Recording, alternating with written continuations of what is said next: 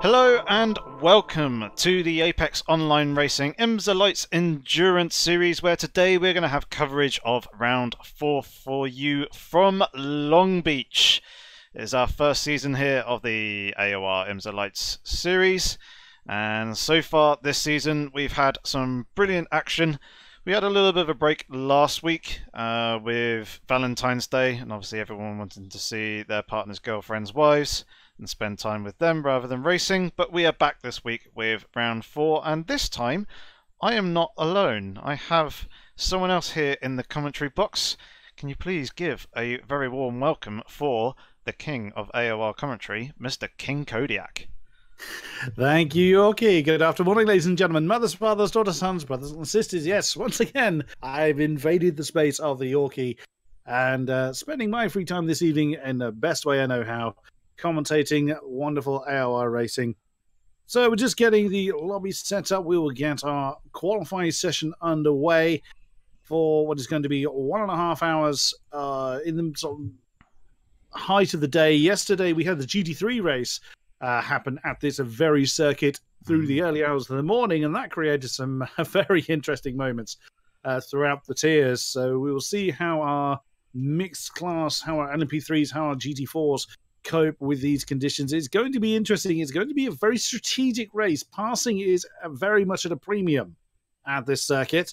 So the LMP3s could well have quite a task on their hands, making their way through the traffic and, of course, keeping their relevant gaps between themselves and those they're racing against. Yeah, definitely. And, of course, with the walls being very, very close, right at the edges of the circuit, any mistakes that any of the drivers actually make could be very, very costly indeed. So it's going to be a very interesting race, hopefully very entertaining from our perspective. Hopefully there'll be plenty of action, but hopefully we'll see plenty of guys make it to see the checkered flag at the end as well. So we'll take a look at the calendar, go through the last round's race results, and also take a look at the updated championship standings just whilst we're waiting for the lobby to be set up and go live in approximately 6 to 7 minutes time, we hope. So on screen there you can see the calendar that we have run so far this season. Rounds 1, 2 and 3 taking place at Circuit of the Americas, Watkins Glen GP and Laguna Seca respectively. This week, round 4, we have ourselves a 90-minute race at Long Beach, whereas next week we are back to our final 60-minute race at Road America, and then we are going to be finishing off the season on the 7th of March at the Daytona International Road Circuit, which will be once again a 90-minute race. So the calendar's been alternating between those 60-minute to 90-minute races, which kind of keeps the guys a little bit on their toes in terms of strategy. We'll take a look at the standings from last week's, not last week's race, but the previous round of round 4. There you can see on screen the race results, where Bo came away with the race win, with the Ace coming up in second place after the Ace unfortunately had a little bit of a moment with a back marker, if I remember correctly. Smolder picking up third with it's Marco the Pirate in fourth place, brilliant name. Fifth position was Bazanchek with Ready Bird there in sixth. Minisco 2 in seventh place. Intergalactic Gentleman picking up the final points position in eighth place. Logan coming home in ninth with Flaming Parrot in 10th. J Peaches in 11th. And then Aaron was in 12th place. We did also have Scott Burnett, GTS Jeremy, and NPC V1 as well. Were also listed in the standings, but from 12th position onwards, none of those drivers actually completed the race and ended up DNFing. So the championship standings for the LMP3 drivers is as follows. You can see there on the screen with the Ace currently holding 25 points and just a 1 point lead to Bo in second place. So very, very tight there at the top of the LMP3 title. The Smolder is there in third place with 19 points in his Janetta, with Ruddy Bird in fourth, Bazanchek in fifth place with 9 points. Jeremy just a couple of points behind in 6th place with Marco the Pirate in 7th, Flaming Parrot in 8th, Martinez Maxime in 9th. 10th position is currently held by Inferno. Intergalactic Gentleman is in 11th, and Minisco is there in 12th. And we do have a couple more drivers a little bit further as well. Andrew Harper is currently in 13th place with 2 points, and Aaron is the last driver in 14th place to hold a point, and then a number of other drivers are listed below but have yet to score a championship point, because it's only the top 8 drivers in the LMP3 standings who actually score points each round. Coming over to the GT4 drivers, Scott there came away with the win last week. Dakuza came up in 2nd place with M-Power in 3rd. Very, very close between the two, and actually Dakuza did come across the line behind M-Power, but M-Power had a bigger penalty than what Dakuza had, so M-Power was therefore demoted to 3rd place. Marauder got himself 4th place with Brake Check in 5th. Andrex had a very eventful race where he started off very, very well and took the lead and was leading by quite a significant margin for a decent portion of the race, but unfortunately had some contact with a spinning LMP3 car, which put him well out of contention with a lot of damage. He did end up dropping to the bottom of the standings, but did manage to work his way back up to 6th position before taking the checkered flag. TPW, Mr. Ticklish Picklewickle, came home in 7th place with Nyla in 8th. GTS Carlito was there in 9th, and then David Simon was also a DNF finisher there in 10th place as well. So the GT4 championship standings are as follows. You can see that Scott has got a fairly decent lead to his teammate Andrex, and the two drivers are actually on the same team, and providing that they score 2 points, I believe, in this race, they will seal the team championship standings. So either Scott or Andrex has to come home in 11th position, I think it is, for the GT4 cars. And then M-Power... Couldn't tell you. I haven't looked at the GT4 points table, I'm afraid. I'm pretty sure it's the top 12 in GT4 who actually get points. So I believe it'll be 11th position that will need one of those two drivers to finish in, at least to wrap up the team championship for them in the GT4 class. M-Power is there in 3rd position, as you can see, with Marauder pretty close and hot on his heels. Not too far behind. Dakuza is even closer to Marauder, just separated by 1 point at the moment. Brake Check currently holds 6th position with 19 points. Colonel McCoy just there, lurking 1 point behind in 7th. Nyla in 8th place, again just 2 points. Carlito there in 9th, 6th position, 6 points behind, sorry, not 6th position.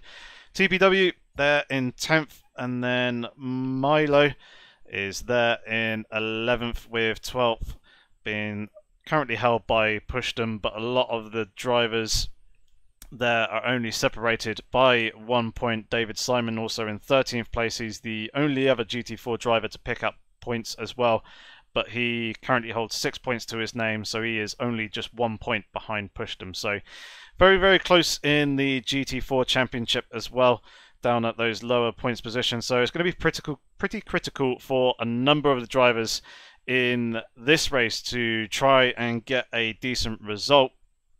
But hopefully we shall be getting underway with qualifying very, very soon, King Kodiak. Indeed, should be starting in the next minute or so. So both championships are very close, very wide open, and this is really going to be a race of patience more than outright pace. So this is what I'm most intrigued about. Endurance racing, you can argue, is always a race of patience, but that's fine when you're in a position of relative comfort, particularly speaking. Yorkie already mentioned the fact that the walls are very close. They are waiting to bite at any given moment. Especially, if you've been in a long battle, certainly exasperated by the fact that it's a 90-minute race, not a 60-minute race in this particular instance. This could really kind of make mistakes that much more possible, but that much more costly. And there's certain points of the track that are really narrow. Turn 1, prime example. You make a mistake there and you're blocking the track. Turn 5, another example of if you make a mistake. Turn 5 slightly less so because he starts to widen, but if you make a mistake at the wrong point, you could actually block the track entirely. Turn 8, another example. But we saw some very, very, shall we say, imaginative overtaking methods. Last night in GT3 T1 on the PC side, we actually had 3 wide coming into turn 10. 3 wide and Long Beach, I made this comment yesterday, are just 2 very mutually exclusive phrases. You never normally would go 3 wide here. And we are into qualifying. 15 minutes of quali then. Everybody's going to be out on track. 24 cars. I think we did have 26 in the lobby, so we have lost a couple immediately. Hopefully they can rejoin us. 24 cars. And it is a free-for-all. Everybody is going to be getting out on track to see what they can do. Looks like a number of the LMPs have got underway. We've got 13 GT4s and 11 LMP3s at the moment. The last couple of people are able to rejoin us. We might have another couple. That is how they currently stand. So let's see how they get on. Yeah, it's going to be very, very interesting to watch. It'll be interesting to see the differences between these LMP3 cars and the GT4 cars around the circuit. If I remember correctly from actually watching the GT3 broadcast earlier on today, because unfortunately I missed it yesterday, I was out down the pub with some family friends for a nice lovely catch-up meal, but from what I recall, the drivers were doing around 117, 118 lap time-wise? In that kind GT3 of region, cars? yes. Yeah, so the LMP3s I imagine will probably be closer to, I reckon probably a 1 minute 10, 1 minute 11, somewhere around there, a little bit quicker than the GT3s. And the GT4s will probably be up mid-20s, I imagine, somewhere around that region.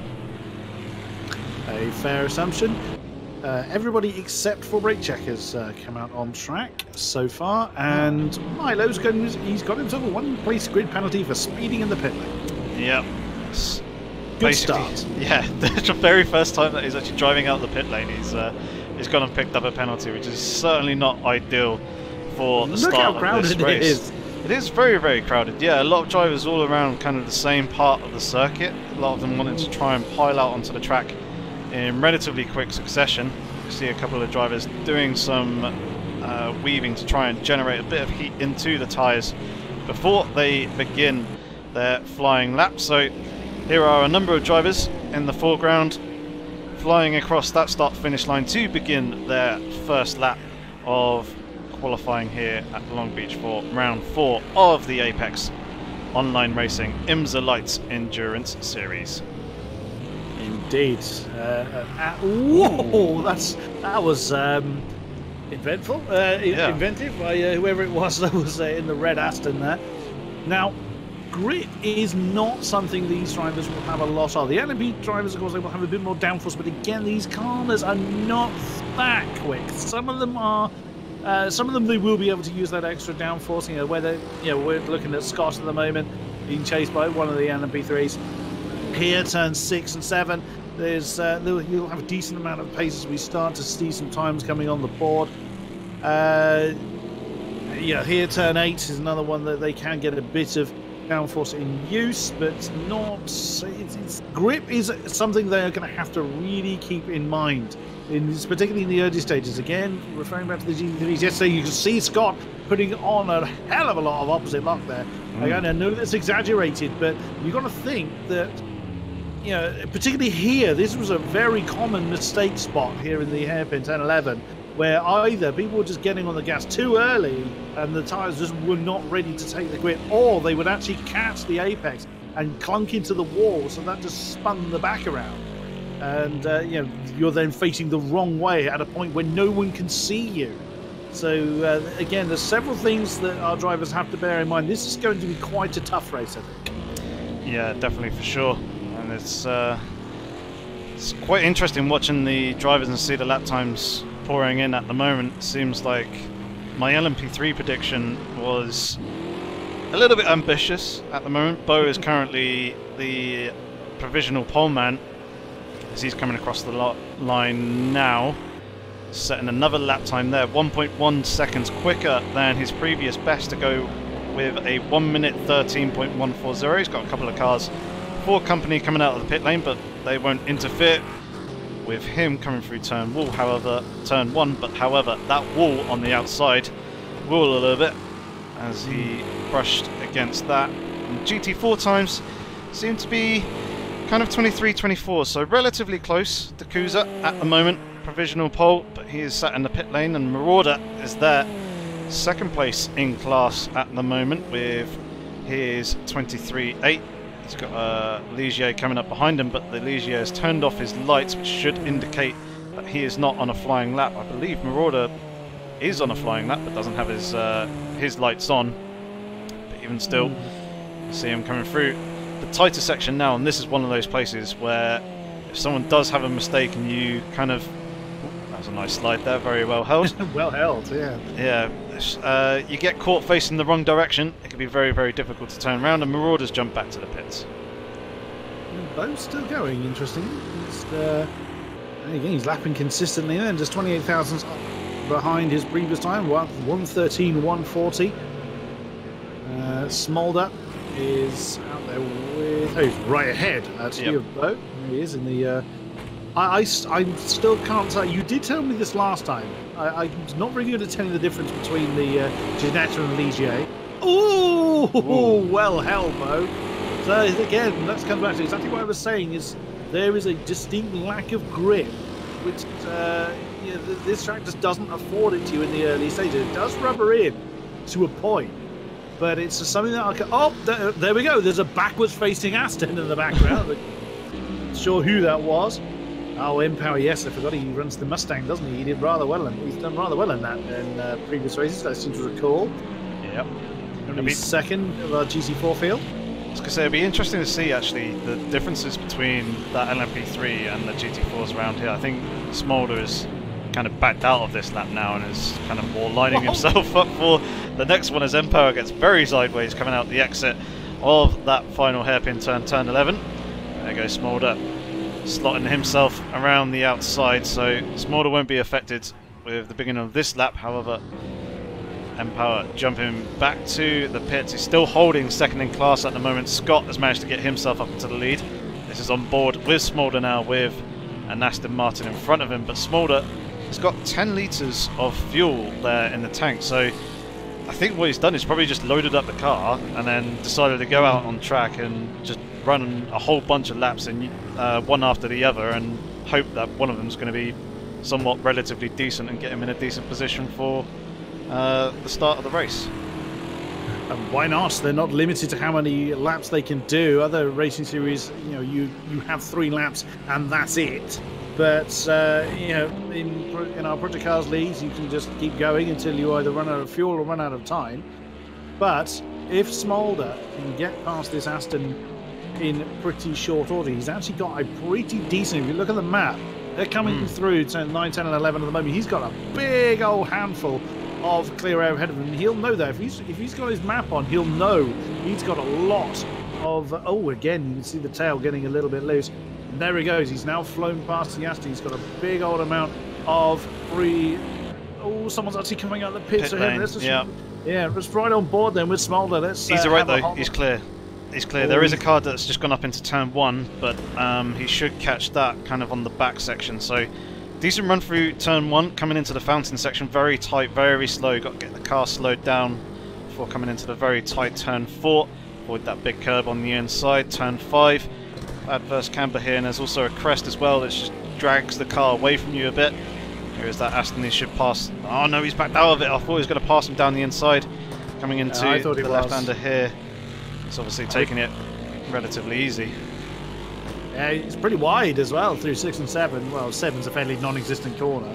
Yeah. Here's turn 8, so I actually thought that was a rocket bed to start with, but it's actually... oh, that's an Aston that's had a big old argument with something. Yeah, it has had a little bit of damage on the back. It's obviously got quite a bit more substantial damage on the front, but I think that might have been from earlier on in the session, possibly in the returning new to pole pit then lane. on the LMP. Spike went away as well, 112.2. So I wasn't too far off. No, you weren't at all. No prediction. But yeah, the differences between that Ginetta and the Ligier is the Ginetta's got the front headlights are a lot more triangular, like upside down triangles, whereas the Ligier is a lot more rounded and it's got the 3 lamp lights, shall I say, inside the light bulbs. And then when it comes to running the Ligier. Yeah, and when it comes to the rear, it's the bodywork is slightly different. It's a bit more rounded on the Ligier, and the brake lights are actually at the bottom, whereas the Ginetta's brake lights are a single little circular section just underneath the bodywork behind the rear wheels. There's a Bo's in the Ginetta then. Yep. Oh, scuffing the wall as well as it comes out the exit. He was indeed. And what we saw there with ADAs is he just caught that BMW just at the wrong time. That is going to happen. It's going to happen a lot. We know how quickly the LMP3s catch the back of the GT4s. There's about 10-second lap difference here, which is, you know, I would say it's a big lap time difference. Of course it is. They're two completely different classes. That's the point of mixed class endurance racing. But again, coming back to how difficult overtaking is here and how narrow it is in parts. Here, it's the size of a runway, but in certain elements, it's really, really narrow. So, this is going to be a real tester for our drivers. Pace is not going to be the overruling factor today. That I'm pretty sure of. Who's leader of our GT4s? It's actually Scott at the moment. Yeah, he's sat there in the pit lane just chilling out. Yeah, Empire is out. Mustang, headlights on, just started a lap, or he's just completed one.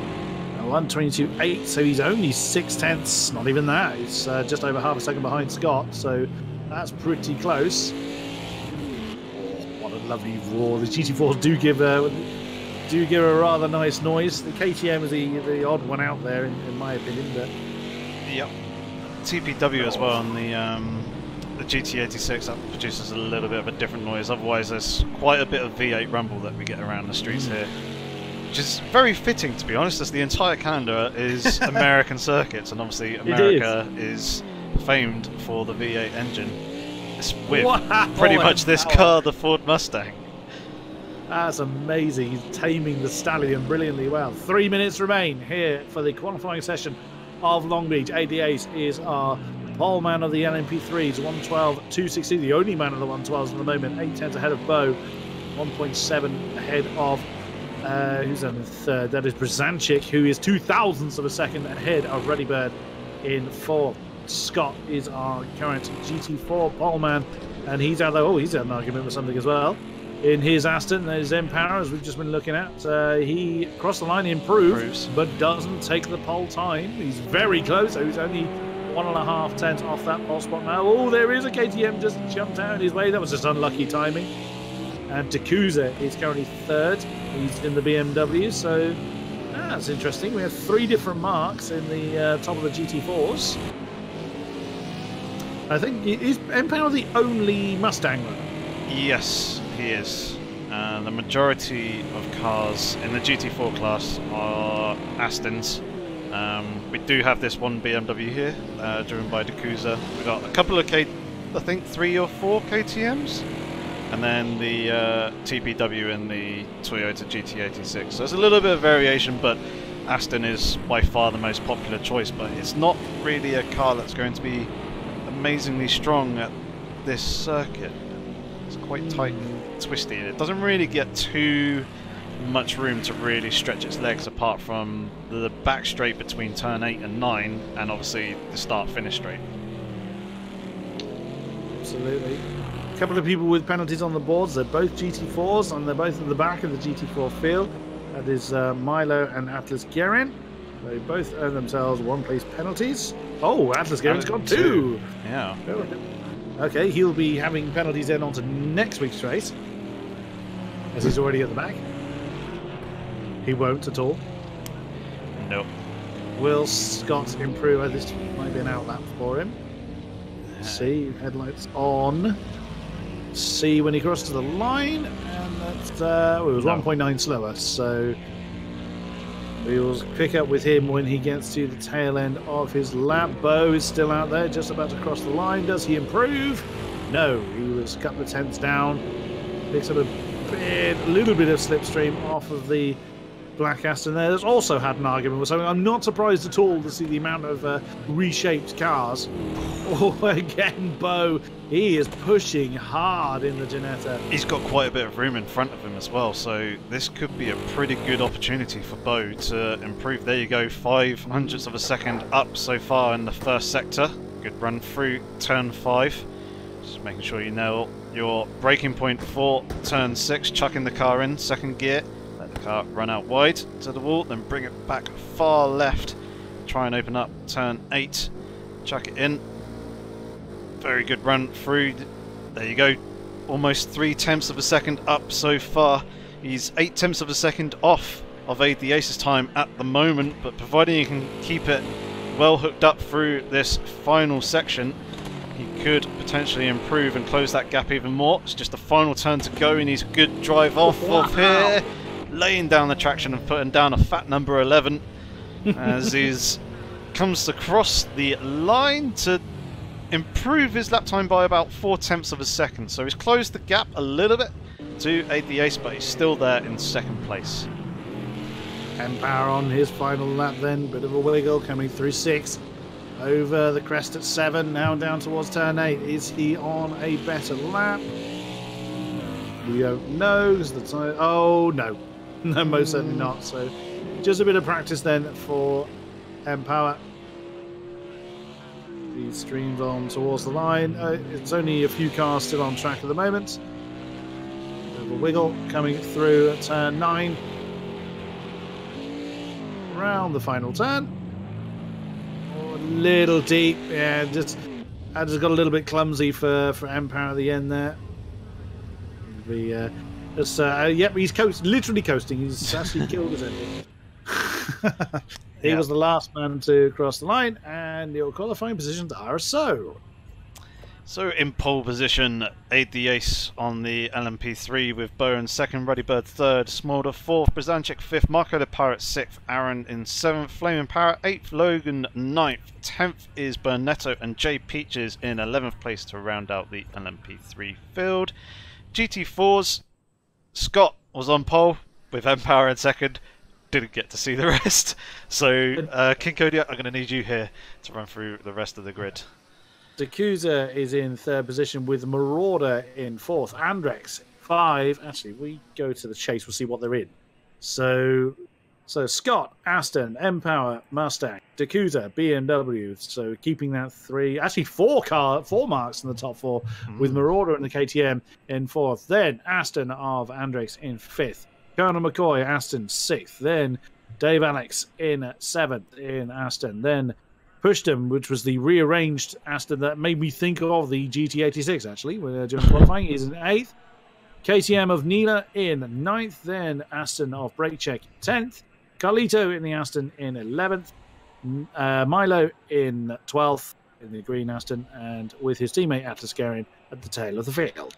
So TPW didn't make the race in the end. He did say that there was a possibility of him being late, so unfortunately we don't have that Toyota GT86 on the field in the grid.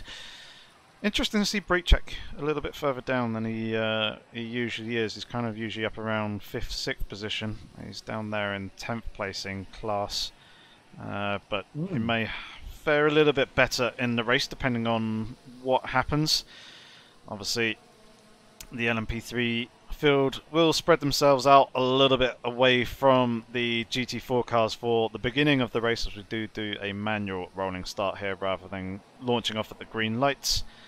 And yeah, obviously that will allow a bit more room just in case there are any accidents in the first few turns. Hopefully there won't. Hopefully the guys will be able to keep it out of the walls, keep it out of the wheel wells of each other's cars, and hopefully we can get this 90-minute race off to a good start. Right, so our drivers will be ignoring the lights as they come on. That'll go off. The 1.5 hour will start to count down, and ADAs will now lead our drivers away. Let's get the speedo on so we can keep an eye on fuel amount. I would imagine everybody is pretty much full on fuel. Yep. LMPs with 85 litres, with the GT4s carrying about 110, there or thereabouts. Now there's some variance in some of the cars. So ADAs then will lead them away at around about 80 miles an hour, 120 kilometers an hour, give or take. That becomes very challenging in some areas. And when we get to the formation point, which is around about turn 8, they will then slow down to 50 miles an hour, 80 kilometers an hour, and reform the 2x2 line. Now the LMP3s will break away. If we look at the map, you'll see there is a gap in the field. That is not absent-mindedness. That's the break in between the two categories. Our LMP3s will start that much ahead of our GT4s. And then once we've seen the start of the LMP3s, we'll have a look at how our GT4s fare. So here is ADAs coming through 6 and 7. Everybody getting some heat into the tyres, heat into the brakes, etc., etc. And soon after turn 8, we will be reforming the 2x2 line. It gets very interesting when they come through that turn 11, that final hairpin. It gets, just a few clench moments. Yeah, definitely. I think a couple of the guys were discussing a possibility of doing a single file start as well, just to make it a little bit safer going through that hairpin. But it looks like that we are going to be forming up 2x2, although Ace is on the correct side for a moment there. I thought he was lining up on the wrong side, but turn 1 is a left-hander, so he is there and lined himself up nicely on the inside for that, as P1 has the priority. There you can see the drivers giving each other a wide berth, having to use full lock though to try and get through that final hairpin. And it's any time between now and the start-finish line where ADAs can put his foot down, flat to the floor. There he goes, and that signifies the start of the race for the LMP3 drivers as they thunder their way down towards turn 1. It looks like Bo's trying to pick up a bit of slipstream. Is forced to go to the outside though.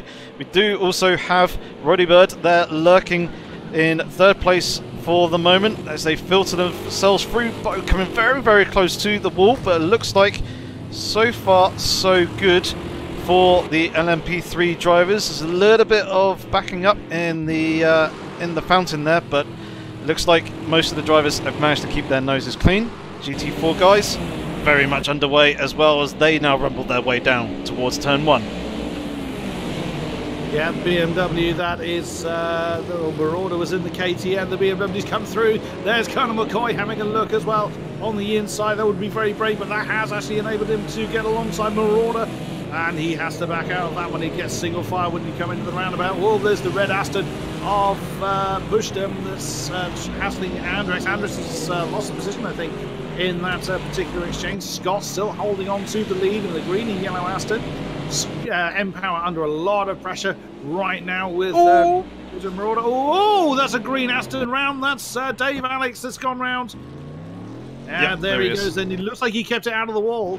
But he's lost a lot of time. Look at how our LMP3 feels dispersed. Bo and Aid have just gone. There on your next two, Freddy Bird and Smolder. Then there's a big gap between that's Bruzanchik and Flaming Parrot. That's on the next pair. Ooh, someone getting very close to the wall. Freddy Bird has actually lost the position to Smolder, so that was a great move through turn 1. Didn't quite see that one. But Bo and AD8, look at that. The Ligier leads the Ginetta and leads the rest of the field by a long way. This is going to be interesting, certainly when they cast the back of the GT4s. That's going to be very interesting for those two. But the GT4 field is fairly customary, still fairly well compact. Aston leads Mustang, leads BMW. The KTM from a little way off the back. Well, that three-way battle for the lead looks set to carry on for a while.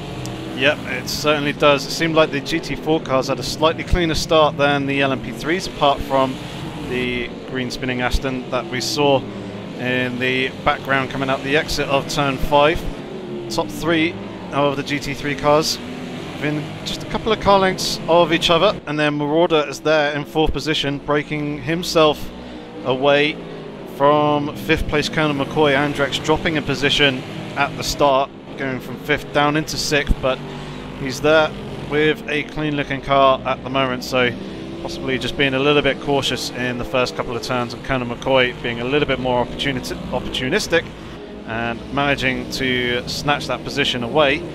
Take a look back at the leaders again of LMP3, still fighting away. Half a second between these two. Can I also have the track map as well, please, King Kodiak? There we go. And these LMP3 drivers are not too far from the GT4 cars, as we're watching Logan at the moment with Marco the Pirate in front of him. Just under a second. So there's a bit of a train here with these drivers from 4th position. Yeah, it's been led by Ruddybird, isn't it, that particular train? So yeah. Ruddybird, Flem, Marco the Pirate and Logan in that particular... Look at that loss. But that's 4 seconds behind Smolder. Now, Smolder was right with Ruddybird, so Ruddybird's had an issue of some description that's dropped him right into that pack. And then you've got this battle that has got 7 seconds. Go on. Aid the Ace has got a front right light damage. It seems Come on, like... camera, keep up with me. It's actually fine on my screen. But it's fine for you. Okay, it's fine. It's not fine for me, but yeah, I don't. The way he's still going at the moment doesn't seem like he's got too much damage. But he now has the GT4 traffic. This is going to be an interesting phase of the race of trying to work their way through these GT4 cars for the first time, because they are going to be much closer together than they will be later on in the race. And I imagine Bo will want to... Oh no, that's catastrophic for those 2 Aston Martins. Huge impact, bodywork flying around all over the place. The LMP3 guys managing to get through perfectly fine. But that is some not so pretty looking Aston Martins. That was Milo, Atlas, Garen and Dave Alex, all 3 of the green Astons involved in that huge issue. I don't know whether it was Milo or Atlas Garen that caused that. Yeah, I didn't quite see as soon as we cut to the camera. We just saw the cars flying around through the air. Yeah, bodywork going all over the place. The Ace is trying to carve his way through the traffic now. Bo following him down the inside. Nope, he's going to wait until after the corner, switch back underneath the Aston Martin. Obviously, Bo won't want to lose touch with Aid the Ace, and Aid the Ace will want to try and carve through this traffic as quickly as possible to try and escape Bo's grasp as he goes around the outside. Bo wanting to have a little bit of a look to the inside, but it's not going to quite work there, so he's going to switch there now. This is the ebbs and flows of multi-class racing. Guys, you just got to be patient. Sometimes the traffic works with you, sometimes it works against you. Very much so, and you know, if we look on board, that's the view from the Ligier. It's obviously obscured a bit on the right-hand side, which is slightly awkward in clockwise circuit. In my opinion, they have much more view than that is the Ginetta, but they've got more view on the right, well, sort of, until you get to the actual wheel hub. But that's kind of the difference that they're working with, and they've got to work their way past, you know, the battling GT4s. So if they're running the onboard camera, that's going to be quite interesting for them. But it looks like, but that's actually cost Bo a good couple of seconds. There's now 2.3 seconds between himself and AD8. But a very long way to go. It's nothing easy to say, Yorkie. It's very much ebb and flow. That is going to change considerably as the race goes on, as Milo and Atlas Garin are flying. Astons are in the pits. Dave Alex continued interesting me, so maybe he actually was just whoops, commentator curse. I just happened to cut to you at the point that the tail. But yeah, his car looks fine on my screen, so maybe he just got to the caused the damage for Aid the Ace that I'm seeing, and you're not. No, maybe limited to just yourself there. Yeah. But so far so good. Ruddybird and Brzancic very close together. Ruddybird's taken that 4th slot. Brzancic early on, and they are now working their way through the GT4 field. Who leads our GT4s? Scott and Dacusa still very close together. And then a bit of a gap between himself and Marauder. So the Aston now, where did... Empower's dropped to 6th. Oh dear, the Mustang's had a mare. Where is he? He's coming in. So he's had... that's not a happy looking Empower. But he has had trouble in that Mustang. I would not be at all surprised if the pit crews get a lot of practice in this race. Because, you know, again, with the lack of overtaking opportunities, the The grip as well being at a premium.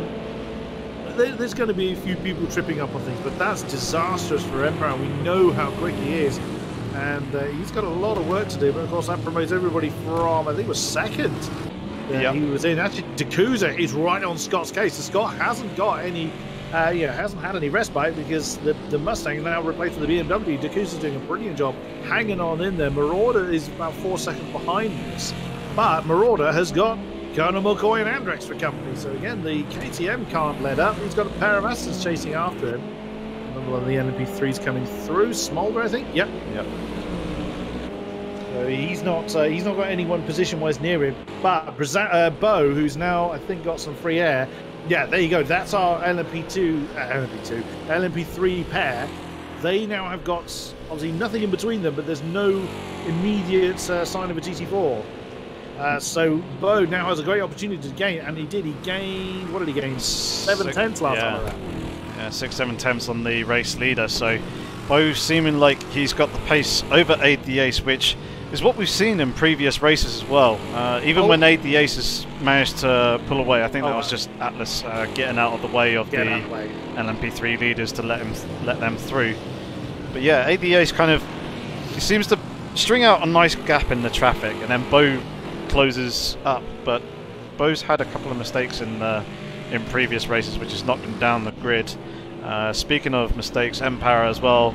Obviously, we believe that he's had an incident with the wall somewhere. He's now down in 11th position, and kind of as a bigger double whammy for him, it's happened at a point in the race where he's going to need to make another pit stop later on.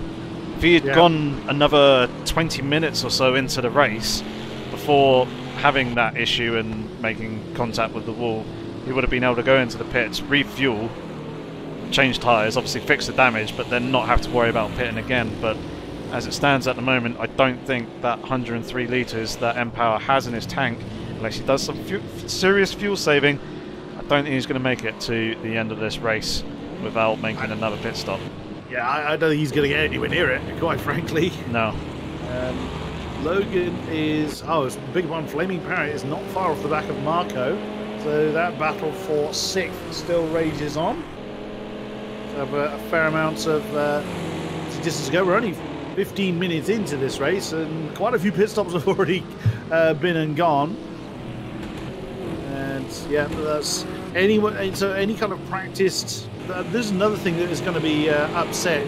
You have an idea of your own strategy, when you're going to pit, how hard you're going to push. That's all been pretty much upset for quite a few drivers. And, well, there's one of them. That'll be either Atlas Garin or Milo.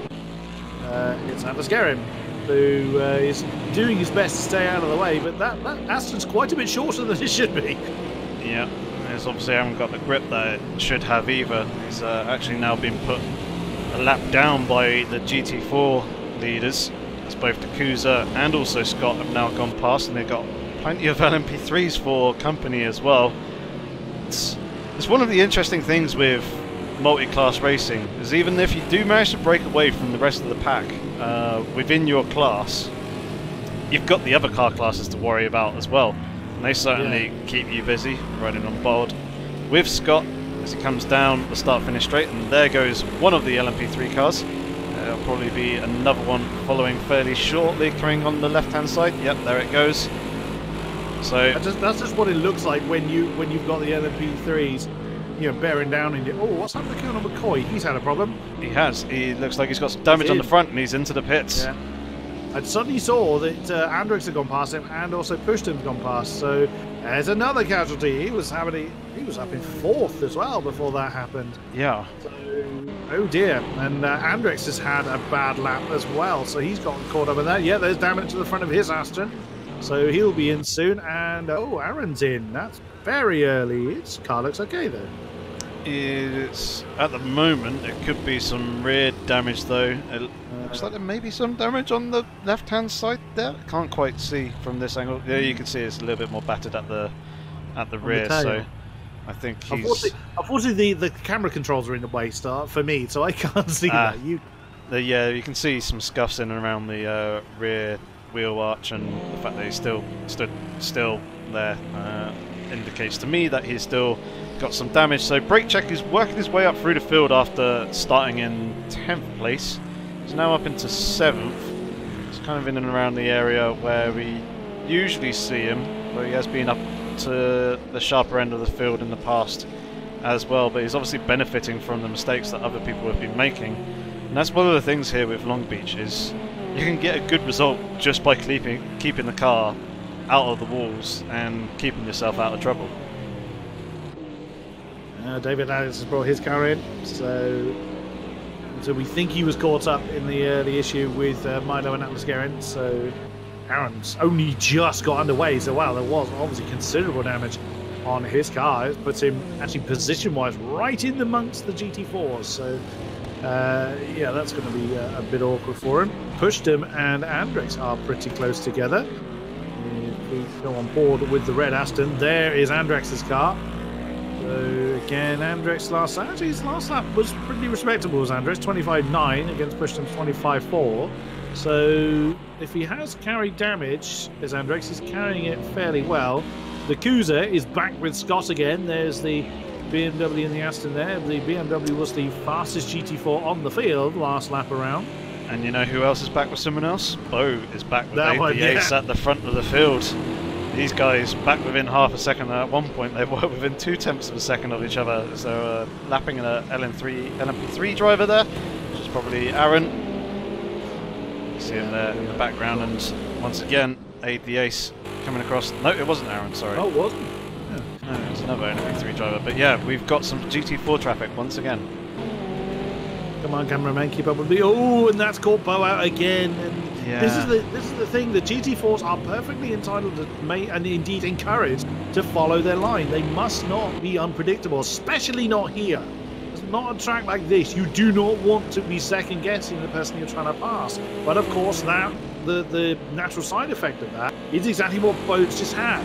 He had no choice unless he wanted to go around the outside, which you can do, but it's very dangerous on the outside of turn 10, although it was there that we had the amazing 3-wide incident that I mentioned earlier, yesterday's GT3 race. I thought it was in the second to last corner. That was the second last corner. Oh, that's the one I was referring to. Yeah, that long left-hander before, yes. Which is a clenching moment at the best of times. But I mean, that was in the closing stage of the race. You know, we've got over an hour to go of this particular race. They don't want to be, making unnecessary risks at this stage. That's Andrex. They're just coming past. Whoa, Bo! I know that it's it's a road cone that's out of position there. I mean, the slides are exaggerated to the spectator's camera. It still looks amazing when they're sliding, looking like they're putting opposite lock on. They're inches away from the wall. Yeah, fully committing, trying to use all the downforce available on the LMP3 cars.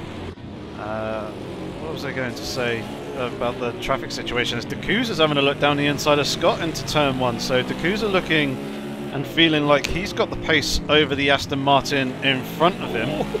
It's D'Couza. Sorry, Scott was very, very close there to the wall on the exit of the fountain. Yeah, I was going to say, obviously, Bo at the moment kind of losing out on the traffic an awful lot, but we've seen in the past, I think it was at the previous race actually, he made a very opportunistic moment using the traffic to his advantage to actually gain the lead of the race over, I believe, Aid the Ace in the previous race. So it's not like Bo is scared of the traffic. He's just playing the patient game at the moment until later on in the race, where he could maybe afford a little bit more risk when trying and make a position and actually make the move work. Obviously at the moment everything's going in Aid the Ace's favour, but it could quite easily swing back to Bo later on as well, and Aid the Ace get held up massively, and Bo close that gap right back up again. I just saw an overtake happen down here in 16th overall, but realised it's Aaron making his way through the GT field, so never mind. There was, we have actually lost one of our MP3s. That will be... Who would that be? It's one of the Pirates there, Parrots there, Logan's there. I don't know, is the honest answer. I'm never any good at going through the field and working out who we've lost. It's possibly, no, Brazanchik's there. It'll come to us. Have we lost an NMP3? Yeah, we have lost an NMP3. Yeah, we're down to 10 NMP3s now. Yeah, Oh, right, look at 11. this one. This is quite... Bushton is well, Bushton is actually one of the GT4s. I beg your pardon. There's actually Aaron that's caught out. Look, he's trying to make his way through the field. This is technically for position as well. He is he's quite some way behind the next NMP3. Now he's gone past Bushton. That's Andrex, the next car along the line. And again, even more so, they don't have to get out of the way. Realistically, you can. You know, if you make it really obvious which direction you're going to go in to make the pass easy, then fine, go ahead. As Aaron makes his way past Andrex, but it's more risky to come off the line at a track like this because the wall is going to be unforgiving. The wall doesn't care who goes close. Yep, that's a little bit of swapping around. That is. I think someone might be trying to clear a slowdown penalty or something like that. Could be. It is possible to do. It's unlikely to see. Oh, JP, what is going on? I wonder if JP's got a problem. I think he's just probably trying to really clear that slowdown penalty. He seems to be back underway, back to racing speed now. So, yeah, that's probably what it was. So picking up Brzanczyk here. Ruddy Bird just there in front of them, less than half a second. So this is a battle for fourth position in the LMP3 field as Brzanczyk is presenting himself in the mirrors of Ruddy Bird into turn 1. Wasn't really close enough to do anything about it. It's more just trying to play a bit of distraction games to see if he can sneak himself up into that fourth place. Smolder seems to be a bit further up the field. Another 4 seconds or so. So they're trying to work their way through the traffic of the GT4 cars. As one you know, in endurance racing, you sometimes find just a stretch of track that hasn't got anyone in it. We haven't had that at all. Well, since everyone's gone away, it's just been busy constantly. I don't know if you can see the track map, but like this, probably third of the circuit has about 70% of the field, in it. Yeah. So it's a very, very busy section of track. There's other parts around the track where it's a lot quieter. Oh, that's Ruddy Bird giving one of the Aston Martins slight little love tap out of the way. Brzanczyk's having to work his way past 2 of the Aston Martins, almost side by side. Not quite. There wasn't quite enough of an overlap there. But, yeah, Brzanczyk has lost a bit of time. In Mark of the Pirates caught up with him. I think Brzanczyk got really caught out with the traffic. Yeah. So now Mark of the Pirate. Oh, that's deep into turn 1. Yeah, he bounced off the wall. He's that's not. Oh, that's lag. Yeah. On my screen, he's lagging everywhere. His line looks really bizarre, but yeah, he's got a bit of lag going. Yeah, staying exactly the same as well. So he is working his way through his field. Scott. Scott's lost the GT4 lead. He has. He's now just behind Dakuza. So it'll be interesting to see if Dakuza can actually pull away from Scott at all. Oh, free track. Yes, quite a bit of it as well. There is the Aston Martin in front. Oh, Colonel McCoy, what's happened to you? He had his incident earlier, didn't he? He pulled into the pits. He did. Yeah, so that'll be the damage to his car. Obviously, Andrex there in 5th position. He has lost that position to push them.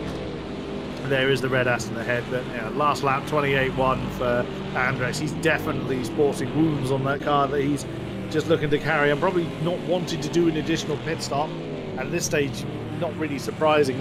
Exactly what you were saying earlier, Yorkie. Those that pitted earlier. Milo's a GT4. So, we have lost a few other cars. We're down to 21 now. So Milo is actually one of our GT4s that we've lost. Yeah. Atlas Gary was the other one. No, he's okay. Dave Alex, he's gone. So that's our 2 GT4s that we have sadly lost. What's happened to Aaron? He's lost the position at Andrex, weirdly. I think he might have... 15 seconds down. He's made a mistake somewhere. The car looks okay, so that makes me think he's gone down the escape route at turn 1. Which is very easy to do. You overcook it into turn 1. Okay, he's very slow again. Yeah, he seems to be just taking it quite steady and cautious through the corners. He may have had another knock with the wall and just got a ton of suspension damage. He's trying to nurse the car back to the pit lane. You can see that the Yakuza has managed to get about half a second or so ahead of Scott as they come through turn 1. Scott getting very, very close to the camera there at the barriers on the outside on the exit. Oh, it powers in again.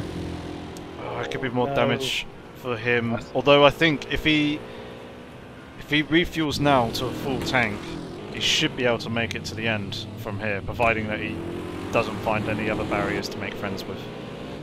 I think you were right. Oh yes, that's not a happy looking Aaron. That's a crabbing looking Aaron.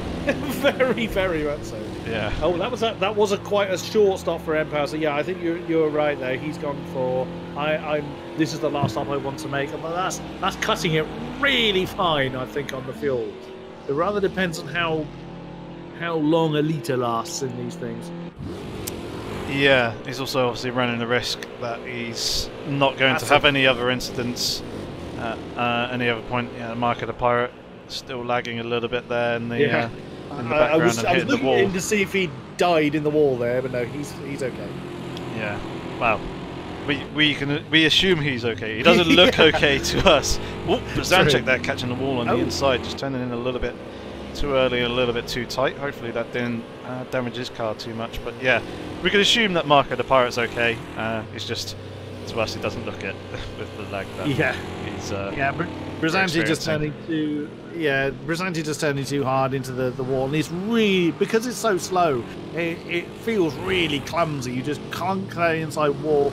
You've got to obviously open the steering up to then get around the corner properly. It just slows you right down, and Aaron's got himself a penalty. What's he managed to do? 20 seconds. He's spit in the pit lane as well. Yeah. Oh goodness me! So it's going horribly wrong for Aaron, which is a great shame. Scott and oh wow, that battle is very on. It is, and well, for the moment there, I think Scott may have a slight run at Yakuza coming down this back straight.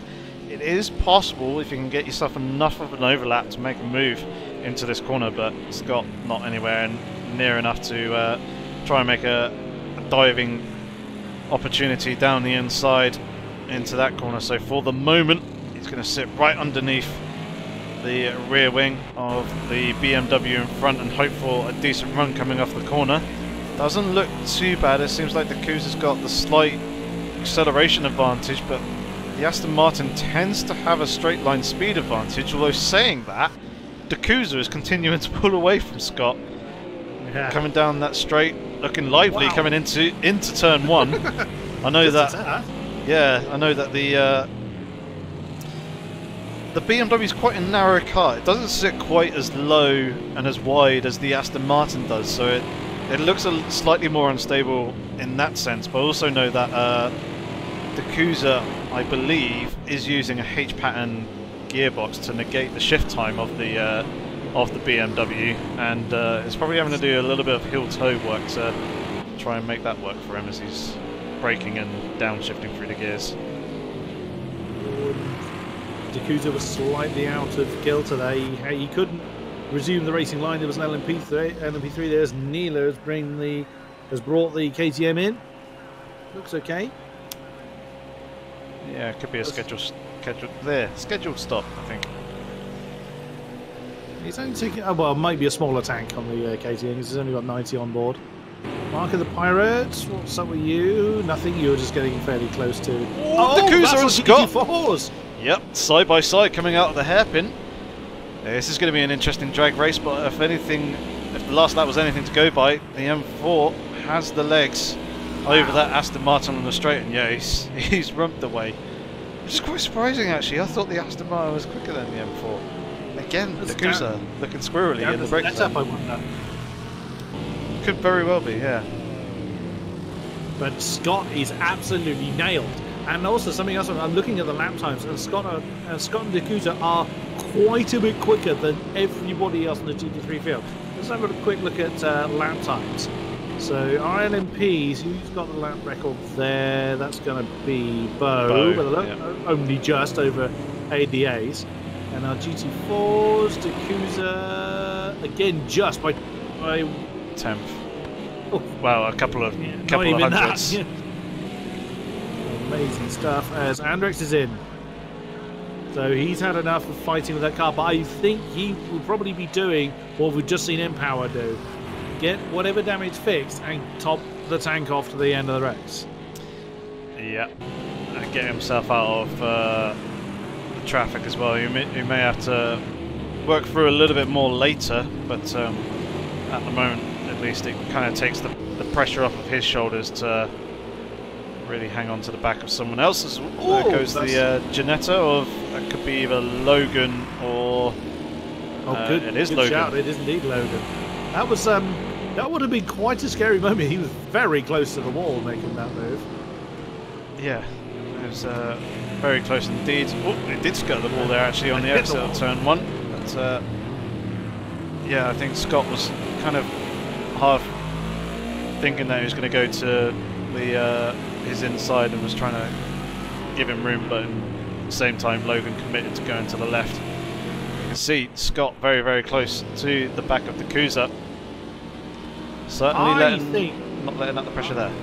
I think the Aston's running a bit more downforce than the BMW. Yes. That BMW looks really, looks a big handful in the corners, much more than the Aston. Yet we've just seen the BMW just really stretch its legs in the straight. I think the BMW's just got the rear wing for show, whereas the Aston's actually got some downforce on that. That's a pure assumption. No, it could be completely wrong, but that is why I think we're seeing just Dakuza, smiling and laughing down the straight, get really crossed up in this. And here we go. Look, right underneath the rear wing for Scott. He's just got nothing. Oh, there is Empower. I'm mentioning him earlier. Here comes. That's going to be AD Ace and Bo. Yep, it is. Our two class leaders, first and second, on the same stretch of track. And that's 2.5 seconds between the LMP leaders at the moment. AD Ace not seeming to have too much trouble at the moment. It's 57.5 minutes still to go. Lots of things can still transpire. What's our lead LMPs running for fuel at the moment?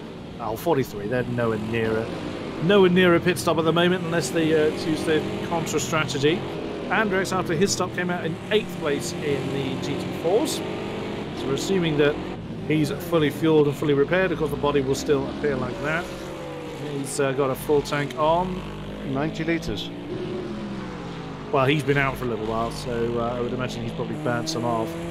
He has, but a lot of the other guys are... Well, Nyla's quite close, unless he's just calculated the correct amount that he needs for the actual end of the race and just chucked on that 20-odd litres. Empower's on 95 litres. Yeah. I was wondering whether he was actually running close, but I don't actually... In hindsight, I don't think he is.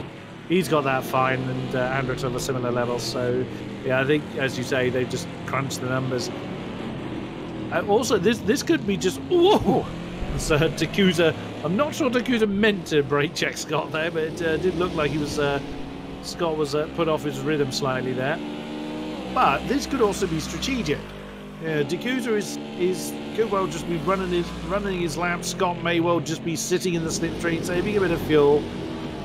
This could be strategic more than pace-based, but again, there you see the BMW gets so twitchy under the brakes. They do have, well, Scott has ABS, does Dakuza? Yes, so the GT4s have ABS should they choose to run it, but that BMW just looks a right old handful trying to slow it down. Yeah, I think it could be where the car just seems to sit higher up in the up above the tyres kind of thing, whereas the Aston Martin looks very much kind of sat a lot lower. But I think your assumption of Dakuza running a lower downforce setup is probably correct as well. But Dakuza seems to be making it work. He seems to be relatively happy with that setup. He's not really affecting his pace in any way. We haven't seen him get too sideways as Scott's having a look to the inside, coming into the corner. Dakuza giving him room. Side-by-side action between the two GT4 leaders. Scott, though, having to resort to tucking back in underneath, and I imagine Dakuza is probably going to hold Scott up a little bit through the apex. He doesn't really do that, to be fair. He just carries on his normal line and is probably going to have a slight smile on his face as he sees that Aston Martin in his rearview mirror not decrease in size as Scott suddenly turned up the wick and has got the slipstream. coming down, looking to the inside in turn 1. This could be the swap in GT4 class lead, and it is Scott with a nice move, relatively simple, up the inside of the Kuza. That is a change of position. The Kuza didn't really seem to want to fight that too much, as that was one of the DJs in the background, running very deep in the exit of the fountain section, possibly clipping the wall. And Bo's very close to the back of Aid the Ace with the LMP3 leaders as well. Oh, hey, that was interesting. Aid actually took the defensive line right in the middle of the track and nearly slammed into the back of the red Aston. But now this is going to get very, very busy for these two. That's what it looks like for Bo. The red Aston getting very out of the way. See, reshaped. That does look like a GT86. What a drive away from that. Bo's in. 36 litre on board, so car looks in good shape. I think he's done that on purpose. That's pushed him. That was the reshaped red Aston. So this is going to be. They can only take 70 litres. He'll be able to do it. He'll be able to make it to the end of the race. They can run a full tank of fuel on the 60 lap. 60-minute races. So he should be fine from here. He'll be fine. Yeah, and he's been in slipstream for a while. That won't matter now because he won't have it. Where's Smolder? There he is. Wow, that's a hefty gap. It's 38 seconds Smolder to Aid the Ace. So that just shows you how well they've how the LMPs have run off. Oh, who else is in? Oh, Kalito's in with a reshaped Aston as well. Well, there's a three-way battle here. Ruddybird, Brazanti have been together for a while, but they've got Marco right with them now. Oh, that's that was I thought the KTM was actually really, really close to the back of Ruddybird, and there does seem like there was contact between that KTM and Ruddybird's got spun round. Yeah, Ruddybird's in as a result. So's the KTM as well. The KTM's crabbing it a little bit. Yeah, well, I'm not surprised. He's just been crushed against the wall. And AD8 is in.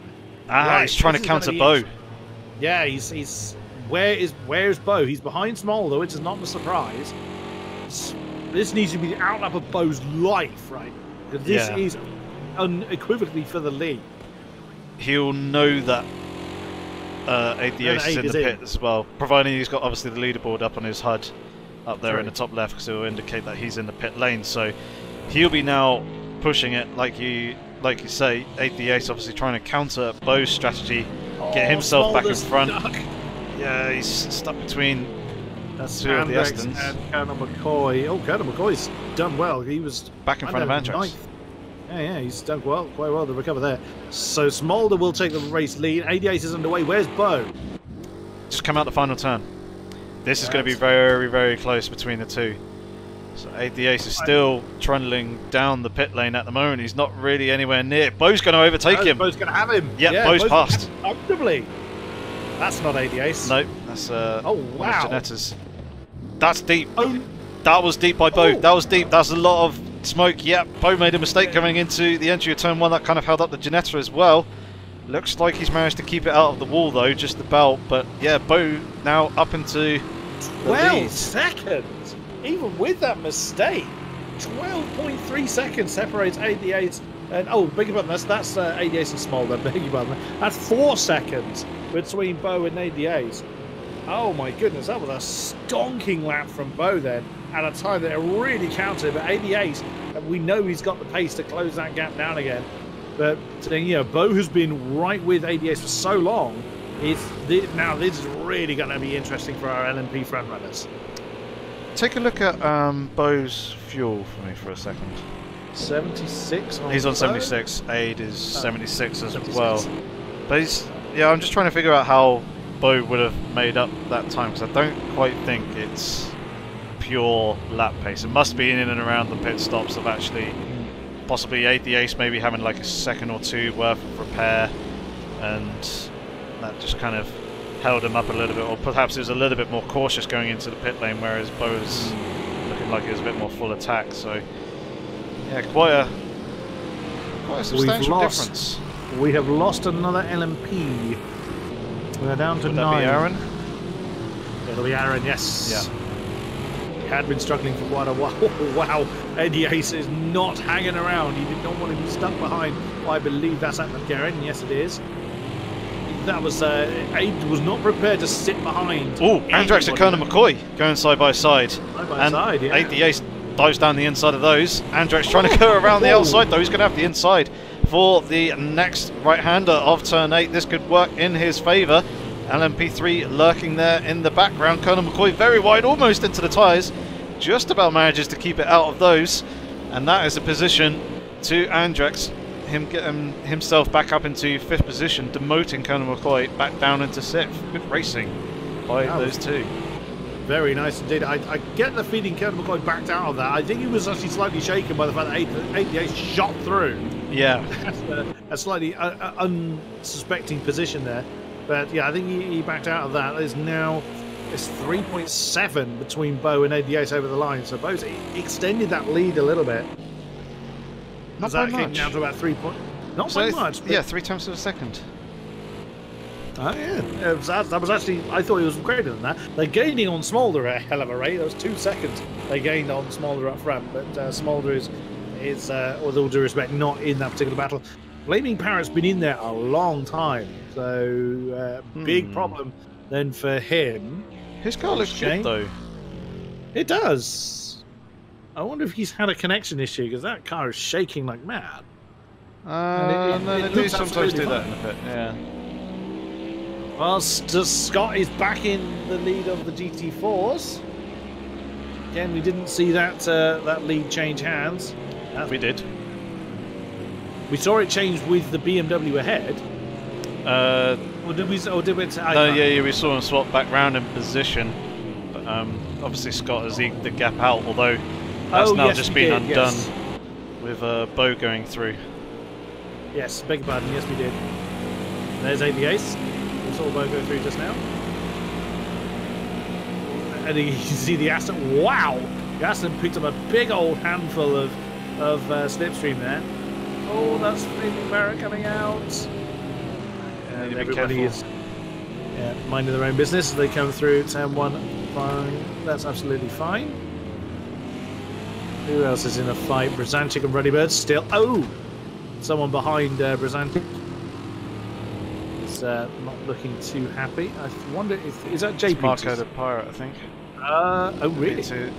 That'll be his teammate, yeah. Where is Marco? Oh, he's up in 4th. Oh, yes, it is. You're right. I don't think he's stopped. I think the other drivers there in front of him may have done. Ah, yes. Yes, good call. Hey, the Ace is on the back of Bo. Slowly getting closer. 8 Ace has turned up the wick. Oh, yeah, he's... and now the pit stops are done, he knows he's on the same strategy as Bo. He's getting on with it. Oh, an Empower, big old tank slapper there. In the Mustang. He's in 8th position, kind of minding his own business there. Oh, that's a... Actually, no, there was only a 10th. I was looking at the difference between Smolder and Bo, and I was going to say for a second there that 80 Ace is taking a huge chunk out of Bo on the previous lap. But oh, that's the front of a Ginetta that was parked on the outside of turn 1. Not entirely sure whose that was, but oh, look at that. That's gap gone completely. This is what we were saying about the multi-class traffic. Obviously, it's gone against Bo once again, but with the Ace and Bo swapping positions, it's brought the two drivers back in to within half a second of each other. Colonel McCoy and Andrex have come in at the same time. Oh, literally side by side. Interesting. As Andrex kills Colonel McCoy's pit crew. That's one way to slow his pitch stuff down, I suppose. Yeah, battle of the pit crews. Mark of the Pirates now into the pits. It seems like he's got quite a substantial amount of damage on our screens, but he's probably okay. Yeah. Well, I wonder if he is, because I think he's actually been there a while.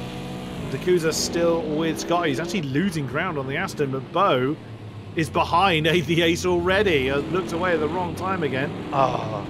Bo's in the pits. I was just thinking that. Bo's really slow. Very slow. So Bo's had a problem. Because his fuel's fine. His car looks okay, but he's got a problem of some description.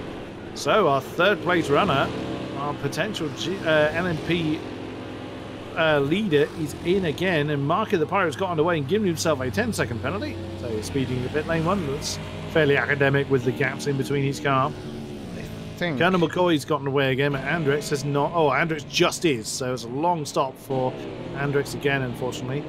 But yeah, Bo, what's... I think there was a little bit of damage to the front left. By the looks he was of it. away The so quickly, though. Yeah, it might have been just like a steering alignment probably got knocked out of line with a little bit of suspension damage. There's just a quick pop in to sort that, because it doesn't look like he's taken any fuel. No, indeed not. Ooh, no. That was very, very close to cutting the pit exit line there on the exit of the pit lane. Yeah, that would be a warning for him. Oh, Logan's in as well. The tail end of the LMPs. So Aid now has 6.5 seconds between himself and Smolder, but Smolder will have to come in. Smolder running, well, he's still got 25 litres on board near enough, so he'll be good for a while, but that's another second taken out of the gap between AD8 and Smolder. So I think it's fair to say that AD8 will be right with Smolder fairly soon. Yep. That is certainly for sure. It's a bit of a shame that Bo has dived into the pit lane there, and obviously it's taken him out of the kind of out of contention for the race win, unless the Ace has an issue somewhere between now and the end. Kuza still lurking around a second behind Scott, and is still, every time that we look at him going into turn 1, is wiggling the rear end around under braking. That's a dancing BMW, and it's every lap or near enough. That BMW just misbehaves. It seems okay through the rest. It's just into turn 1. It seems to be the biggest handful. It's a bit bizarre, but Deguza doing a great job hanging on to the back of Scott, and those two have been inseparable all race long, as we have less than, well, just coming up to 43 minutes to go.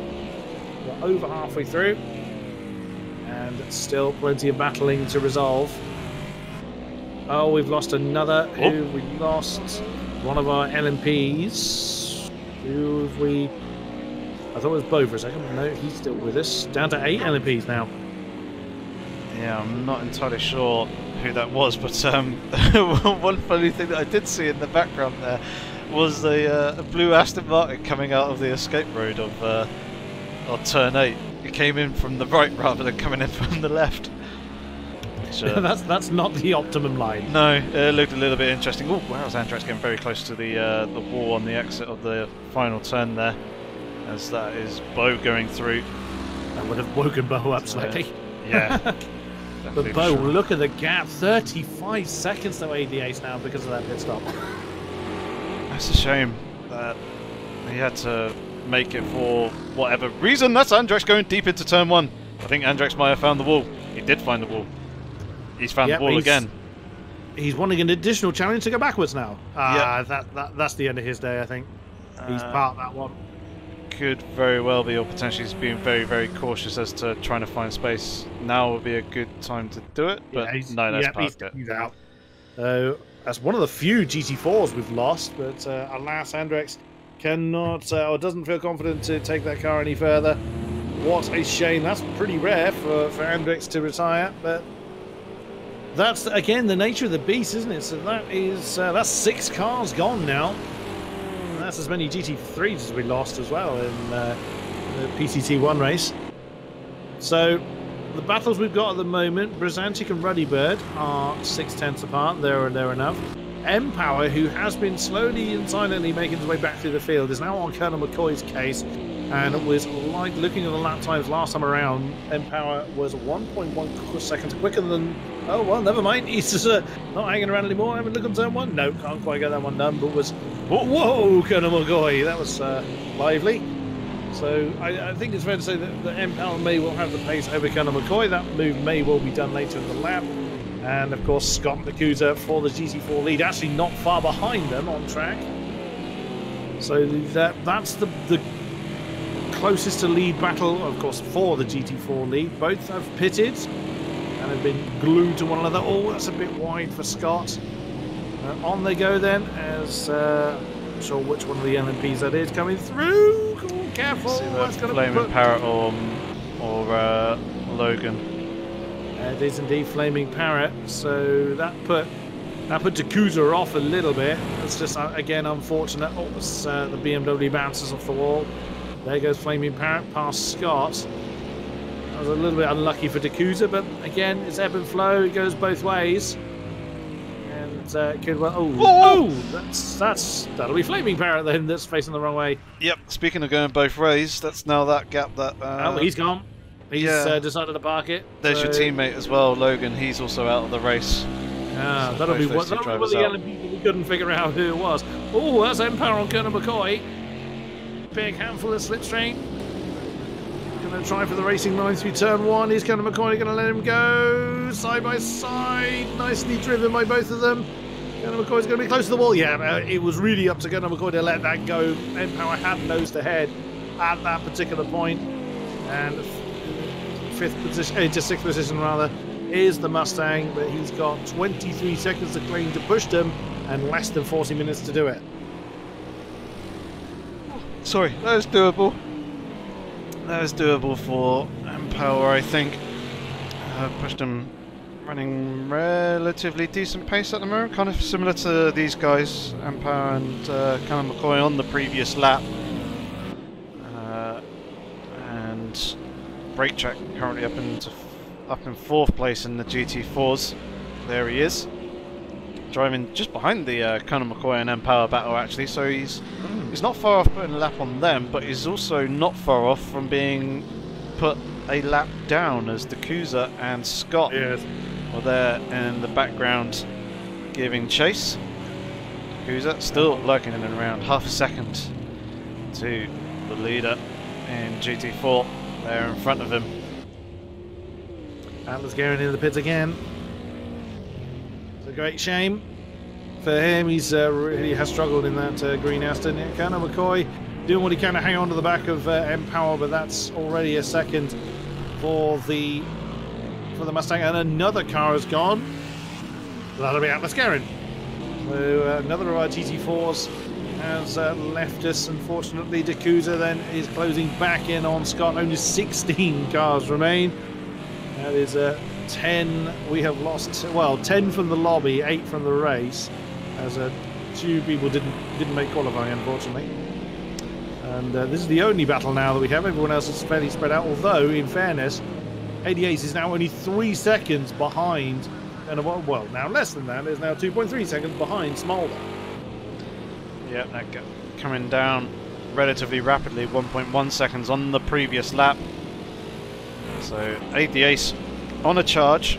That gap to Bo behind is still lurking in and around the same sort of region of 38 to 40 odd seconds. From the last time that we looked, Smolder has worked his way through past the GT4 leaders. It'll be 88's turn coming down the start-finish straight. And there you can see just how much the traffic can cost someone as 88 is there 1.5 seconds behind Smolder now. And 88 caught these guys at just the right time. Brake Check's now actually going to lose a lap to the GT4 leaders as well. So we watch them two shoot off past. And again, Yakuza, they're on the dance floor, busting out some moves into the braking zone of turn one. Brake Check going a little bit deep. Check your brakes. Make sure you get them nailed at the right braking point.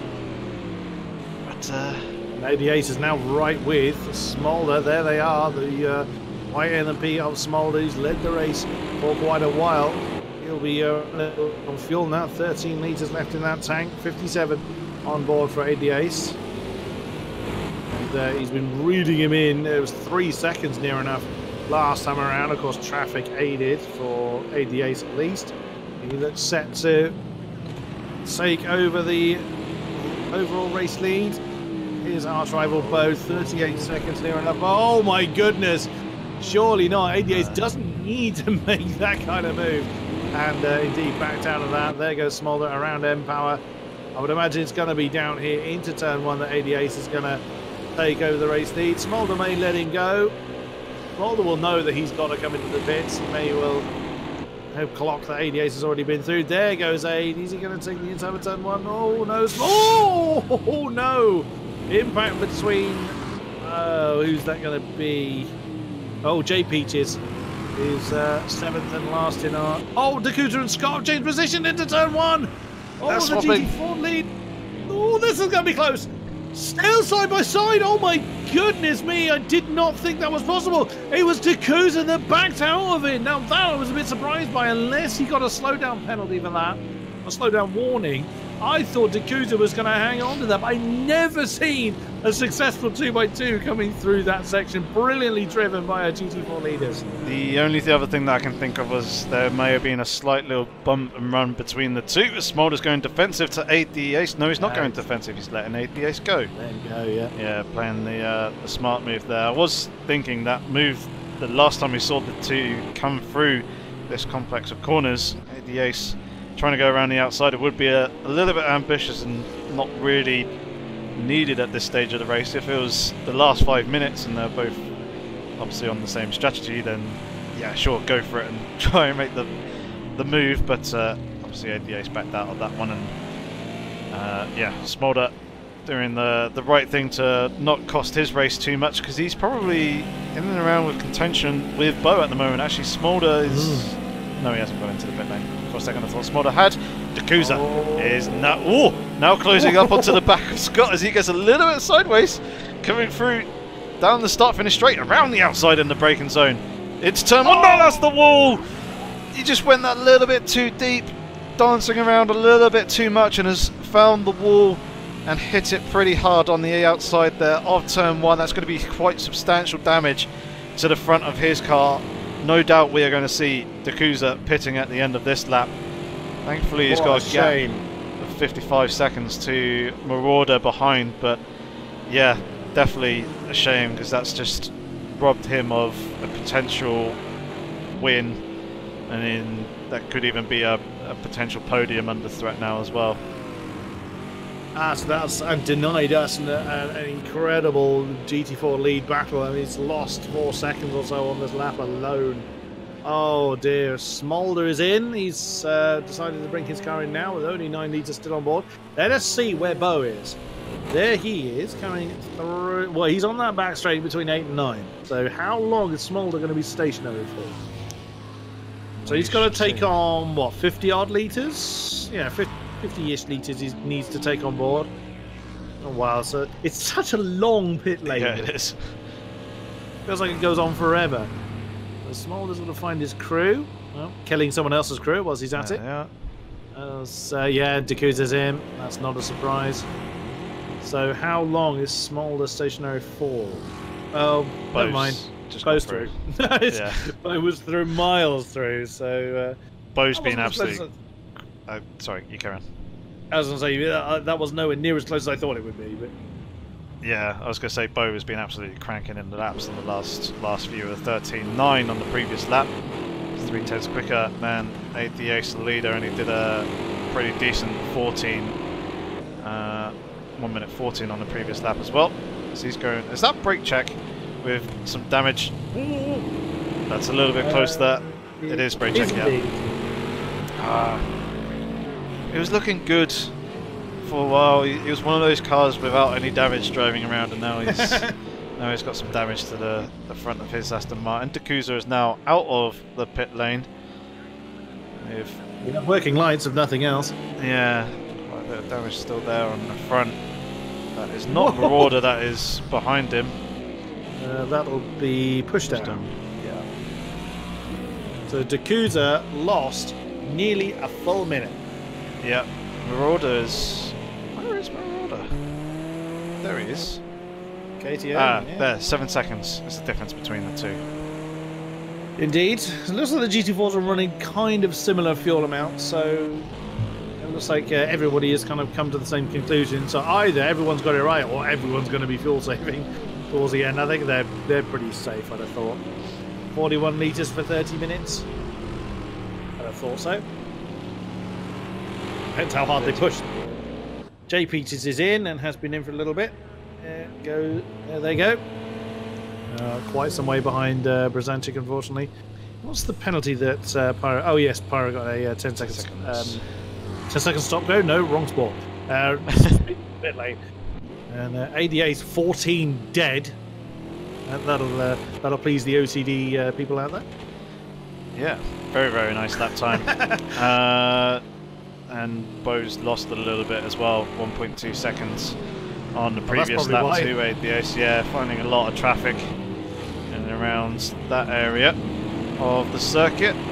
One thing I was going to say is Jay Peaches only came out with 39 litres of fuel coming out the pits. It's obviously now down to 37. I am not entirely sure he'll be able to go to the end with that, depending on how much they actually use on a per lap basis. But Aid the Ace has got a good 9 to 10 litres over, more than that actually, 10 to 11 litres over what Jay Peaches has. Well, we will see.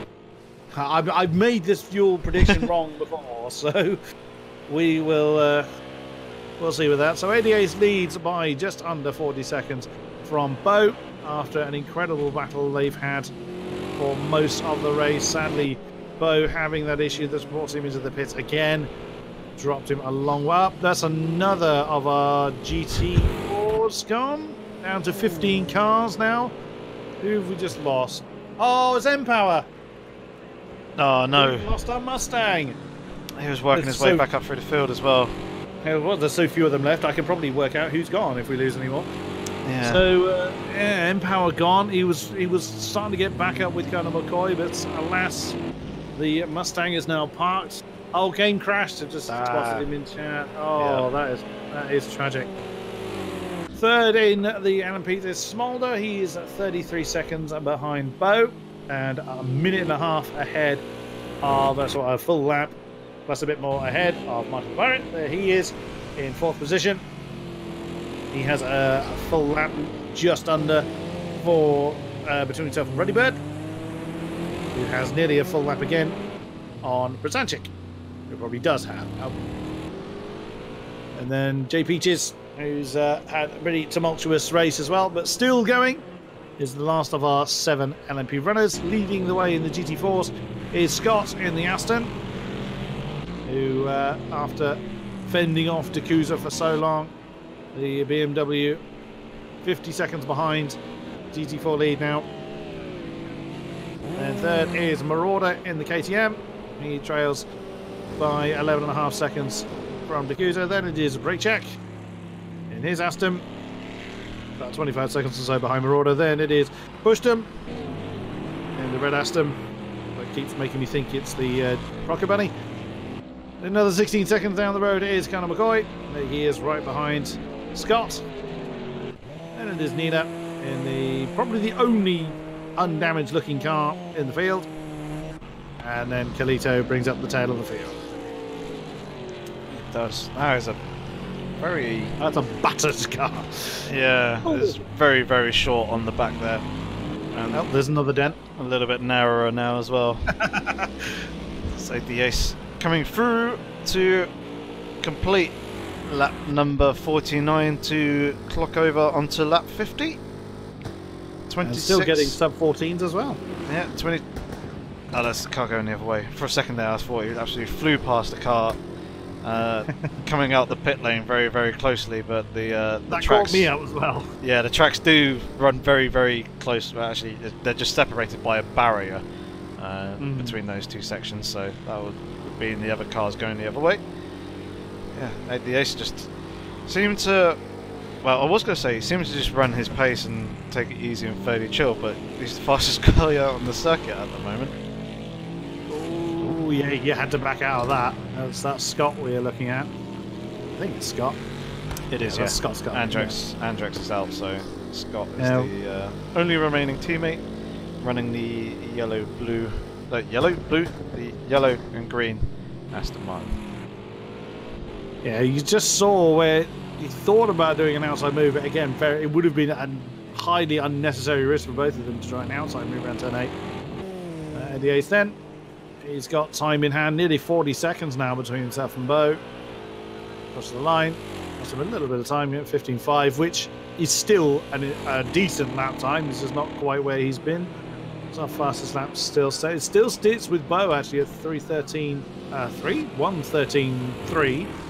3:13 is more the sort of time I would do. And our GT4s, I assume still sits with Skull. Still, actually sits with Dakuza still with that 23-0. But mind you, Dakuza probably had his damage repaired. He was only 3/10 off of that last time around. So we'll see. Anything can still happen.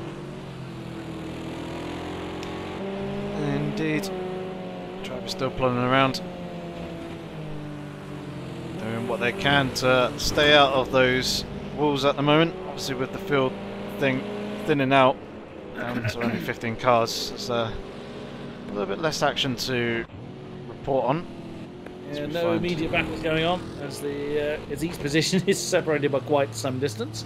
Yeah, it's more just gap battling going on at the moment between drivers than I think. Yeah, absolutely. It was a couple of cents quicker than 88. Oops! That's oh no, that's gone hard. that was Joe Peaches. Yeah. Oh no. Oh, and that's someone in the background that's clunked into the same wall. Was it Neela? It was. It was the black KTM of Neela that bounced off the same wall, but Neela managed to hang on to his rear wing, unlike Jay Peaches, who was had the elbows dug into him a little bit by Bo there. Yeah. Only a few words said about that one post-race. And ADA's back into the low 40. Yep, so he's still plodding around, doing what he can to hold and extend that gap to Bo, just in case he has any slight issues later on in the race. 23.5 minutes remaining at the moment. Ready Bird's got company there. That will be Jay Peaches just coming into the pits. Yeah. Yeah, obviously wanting to get the new rear wing. Ready Bird goes through. Gap of just over 12 seconds to Marco the Pirate in front, and then Brzanczyk is under 2 seconds behind, so it's probably the closest battle. He is. He's not far behind at all. Actually, looking at the map, my timings will be going bonkers all race long. But yeah, he's actually fairly close. Yeah, when the guys go into the pit exit lane, the timings tend to go weird because the game kind of picks up that they're in the pits, as it were. So they go a little bit funny there. But Ready Bird has actually had a really poor run coming out of turn 5. I think he may have actually clipped the tyre stack on the outside there, and it's allowed Brzanczyk to actually close up within a second. It's another Ligier versus Ginetta battle. Now that you've pointed out the difference in the lights. Yeah. Which you did last time, and I completely forgot. Admittedly. But that's understandable though, because you're not a full-time commentator in this league. I'd love to be in this league, but unfortunately Tuesdays and Thursdays are days I can't commit to. And plus, with other plans I have, I don't want to overload my schedule. That's a complete lie. I'd love to overload my schedule, but realistically speaking, I can't overload my schedule for family reasons. I do have 2 young children. Yeah. And unfortunately, the world takes a dim view if I try and sell them. I was going to say there's that, but also your missus probably doesn't like you overloading your schedule either. No. I wouldn't have thought, no. Yeah, so it's very nice to have you here in the commentary box every now and then when you can make it, but yeah, of course, obviously with other commitments as well, it's not always expected. Oh, Bo's had that's a stationary bow. That's I think we've lost Bo. I think we've lost Bo. Yeah, I agree with you there. That's down at turn 4. Yeah. Oh no. Oh, he's kind of moving. There's life there yet. What on earth has happened there? He's going. How the hell did he manage that? I would imagine he's had a technical fault of some description, just had to park it. Yeah, perhaps his wheel kind of something maybe happened with his wheel and he had to unplug it and re-plug it, and he's gone. More issues, yeah. That'll be gone. Him out of the race, which is a real shame. Bo. Yeah, he's having terrible trouble there. Smolder's gone through, and Marco's not going to be full. Well, Marco's actually just coming up to him. You'll see him on the left. There he is. Oh, what a tragedy for Bo. He's facing the right direction again. Well, he is, but he's not going anywhere. No. He's shaking with rage that badly that the car is just shaking with him. There goes Ready Bird. And Brezanchik as well. So they are actually very close. He's moving. Oh, there goes Ready Bird. Oh no, he got collected by one of the GT4s. Oh no! I think he got hit by was that brake check that was up in front of him? Oh, there goes Bo again. That's yeah, Bo he's running into more issues. Well, definitely now as he's left a piece of his car there. I would not be too surprised if he decides to call that one today, because that is just does not want to. Oh, that's Daguza that's just driven around him. Yeah, Marauder now as well, also going through. He's gone. Yeah. We have lost Bo. I'm not really surprised. That's a shame. I think he was trying to hanging on there to see if he can keep going towards the end to at least try and pick up some points, but obviously things definitely not working out for him. Yeah, there comes a point like, no, these cannot. Fair play for trying to carry on, but unfortunately the luck was not with him. So Smolder then takes over the second place spot, and that is Marauder's KTM now, Mark of the Pirate up to third. He carries on his merry way. Brezanchik's got ahead of Ruddy Bird, but then we did see Ruddy have that spin. So Brezanchik now up to fourth. Ruddy Bird now fifth. He hasn't pitted. There's ADAs. So that's another lap that ADAs has put on Ruddy Bird. So he's 2 laps ahead of Ruddy Bird and Brezanchik. He's going to be putting a second lap on third place. That has been the pace difference that ADAs has had. That is absolutely astounding. No one, and Bo was the only person on the same lap as ADAs. With Bo's departure, that's, I mean, ADAs could probably get out and push his car for the rest of the day. Yeah, although ADAs so far, touch wood, has had a relatively issue-free race, whereas I think some of the other drivers have had some bumps and scrapes somewhere along the line, and obviously that's had an impact on the pace that they've had as well. Scott still pondering around in the front of the GT4 field, as Jay Peaches in the LMP3 behind him, 16 seconds down the road. There he is. So that will be a battle for position. 17 minutes remaining. It's not really worth fighting. It might not do it, no, indeed. But then we did see Jay Peaches lose his wing, which prompted another longer stop. And I thought that was a stopped Aston, but it's not. It's just people coming around the Aston. So that is 10 cars we've lost from this race. I did think it was going to be. I didn't think it was going to be this much attrition, but there's been quite a few. Oh my goodness, Scott! Is that Marauder? Yes, that's Marauder's KTM. That's so the second lap down, I think, between himself and oh no, it's two minutes between Marauder and not quite. I'm looking at the wrong car. Between himself and Scott again, because again the J Peaches in the way. That's what's throwing the numbers around slightly for him. Yeah, definitely. Scott was actually putting quite a bit of faith in Marauder there as well. Actually, cutting back across him in front of turn 1. Is that was not Marauder going into the wall, was it? I think it was very close to. Or yeah, certainly lost a lot of time. Marauder you spotted at least. Yeah, it was there in the foreground of the shot, just as it was panning away. Was that Daguza's best lap? No, not quite, but it was only a 10th off. 22.9. So Daguza is still pressing. Wow, still pressing on like a madman. Yeah, obviously got all that damage repaired, and is now just seeing what he can do with the free space that he has available to him. It's Jay Peaches' next car up the road. It won't affect his obviously position in class, but Jay Peaches isn't exactly flying in the Ligier. He hasn't really closed up too much on Scott in front of him, although there we go. Scott just using the pit exit to his advantage in the approach to turn 1. Yeah, Scott actually Scott gained, or I should say, Peaches lost about 8/10, I think, on Scott. Yeah. That's a Ligier chasing an Aston. So that just shows you how it's undone for Peaches, unfortunately. Yeah, it's unfortunate for him. Less than 15 minutes to go for this particular race. Then it has been a very high rate of attrition, but as Bo showed, an issue can strike at any time, no matter where you are. So, yeah, just highlighting why Dakusa is pressing on so hard. He slides through turn 1.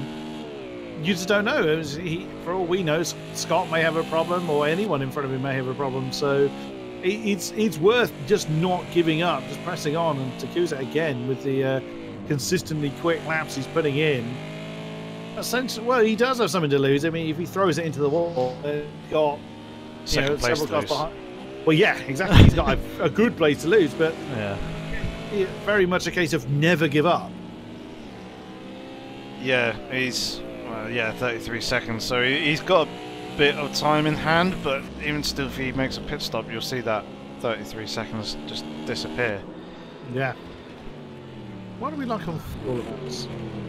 28, 29, 35, 34, 21, 42. Oh, wow, that's heavy. 26, 24, 27. Someone was running close to the wire, weren't they? 34, 20. Well, that's a little closer. Yeah. 40, 41. Unless we've lost the car that I'm thinking of that was running very. Who was it that we thought wouldn't make it?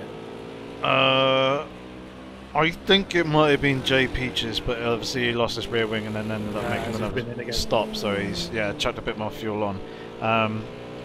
Even still, Scott is the one with the least amount of fuel at the moment, but with 13 minutes remaining, I think he should be fine and should see that to the finish. I highly doubt that he's got that fuel calculation wrong. And I should think so. Well, let's see. 20.6 now as he's crossed the line. Let's follow him through the lap and see how much he's got by the end of it. It's now under 13 minutes to go. That's not Jay Peaches behind him. No. Although one thing I will also do is ask the guys in chat, in particular Andrex's teammate, what the fuel consumption per lap is. As we'll probably get that in the next 20 odd seconds or so, and be able to work it out from there. There goes the peak. Yep, sliding past on the right hand side, and again hearing the cars on the other side is confusing me a little bit. It's like, there's more cars coming, don't move over right, don't go right, there's more cars. But no, it's the cars going in the opposite direction. Yeah, running aboard on this Scott. That's a lot of lobs and lot. Yeah. Well held though. There seems to be 9/10 of a second down on his fastest lap. 2 litres per lap. Says Andrex, and we're looking at 124-ish a lap for the. He'll be fine. Yeah. He should be good. Be a lot, but he won't be needing a fuel saver or any some such. No. There we go. That was a 24-2 from Scott that time around. He can just. He's not got anything to worry about as Dakusa, 35 seconds behind Jay Peaches, who is, what is he, 6 seconds behind Scott. Yeah, Jay Peaches picked up the pace a little bit and has closed the gap down. Though in a couple of places it looks like he's quite slow, unless he's just being cautious. It will be. I mean, he's seen the pit lane quite a few times this race, so I wouldn't blame him at all. And still, 6, I think it was top 8. I think you were saying for the LMPs that can score points. So whoever finds the checkered flag is going to be guaranteed points in both categories. Yeah, he'll get 3 points. That was close. Yeah, 3 points if he makes it to the end. That was very close to the inside. Let's ride on board with Aid the Ace for a lap. See what things are like for him. So he runs on the approach to turn 1. He'll have the stereo on. Maybe listening to classical music just to calm him down a little bit. I think it's probably just more listening to the beautiful sound of the V8 in the back. Wouldn't blame him at all. Yeah, all the pops and bangs as well on the upshifts and downshifts and the overrun. It's great things about these LMP3 cars. Yep, passing him quite comfortably on the exit. No real risks there being taken. Coming through to turn 6 into a non-existent turn 7. Yeah, I still don't know where that's supposed to be. Yeah.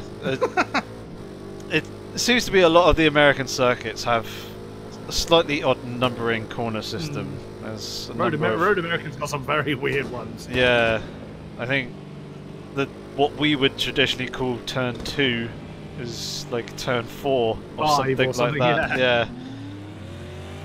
See, AD8 is completely blind on that apex. Yeah. Unless he's either running triple screens or he's running in VR or something like that, which I don't think he does. Yeah, that A pillar is very, very big on the Ligier, and it does create a massive, great big blind spot, which is why he has been relatively cautious a couple of times in traffic, whereas the Ginetta, you have a much better view out the front, but obviously the higher wheel arches on the Ginetta do impede you a little bit, but at least you don't have a massive great big A pillar completely blocking you. Smaller gets quite close to the inside wall. J Peaches backing out of the throttle there to let him go past as Smolder continues on his way in second position. Quite a substantial distance behind ADAce. I think he's actually a lap down. He is. Yeah. Indeed, it may even be 2 laps down. Oh no, it is just a single lap down. Again, the timing's getting upset by the pit lane exit. Yeah. But yeah, he is indeed a lap down. Where's Aid? He is coming through turn 11. Small. It was about a lap and a half, give or take. Turn 5. There he is again. What has he put on the board this time? 114.3. Again, I'm not convinced he's pushing that hard. He just wants to bring the car home. Again, makes absolute sense. No one is anywhere near anybody at the moment. Ready Bird, where are you? Come on, man, keep up. Oh, who's that? Oh, it's Ready Bird coming in. He's had an. Oh, no, he's hit something. That's a crabbing. That's a crabbing LMP. Yeah. Well, the next car down the lane is technically Scott, who's 4.5 minutes behind him. So he's fairly comfortable in that respect. But yeah, he's clonked something pretty hard. But that's going to be what our drivers just kind of need to bear in mind. As the end of the race draws nigh, it's very easy, you know, as fatigue kicks in, it's just the want to finish the race as Scott blinks his lights at Neela to get out of the way. Is absolutely correct. Oh, get out of the way, KTM. Yeah, again, it's the longer into the race, the closer to the checkered flag, you're just like, come on, I want to finish, and it's so easy to take your eye off the ball. So we may yet see, even though less than 7 minutes to go, we may see some more pit stops come in. Yeah, sure. If they just don't make that lapse in judgment and let the concentration levels drop too much.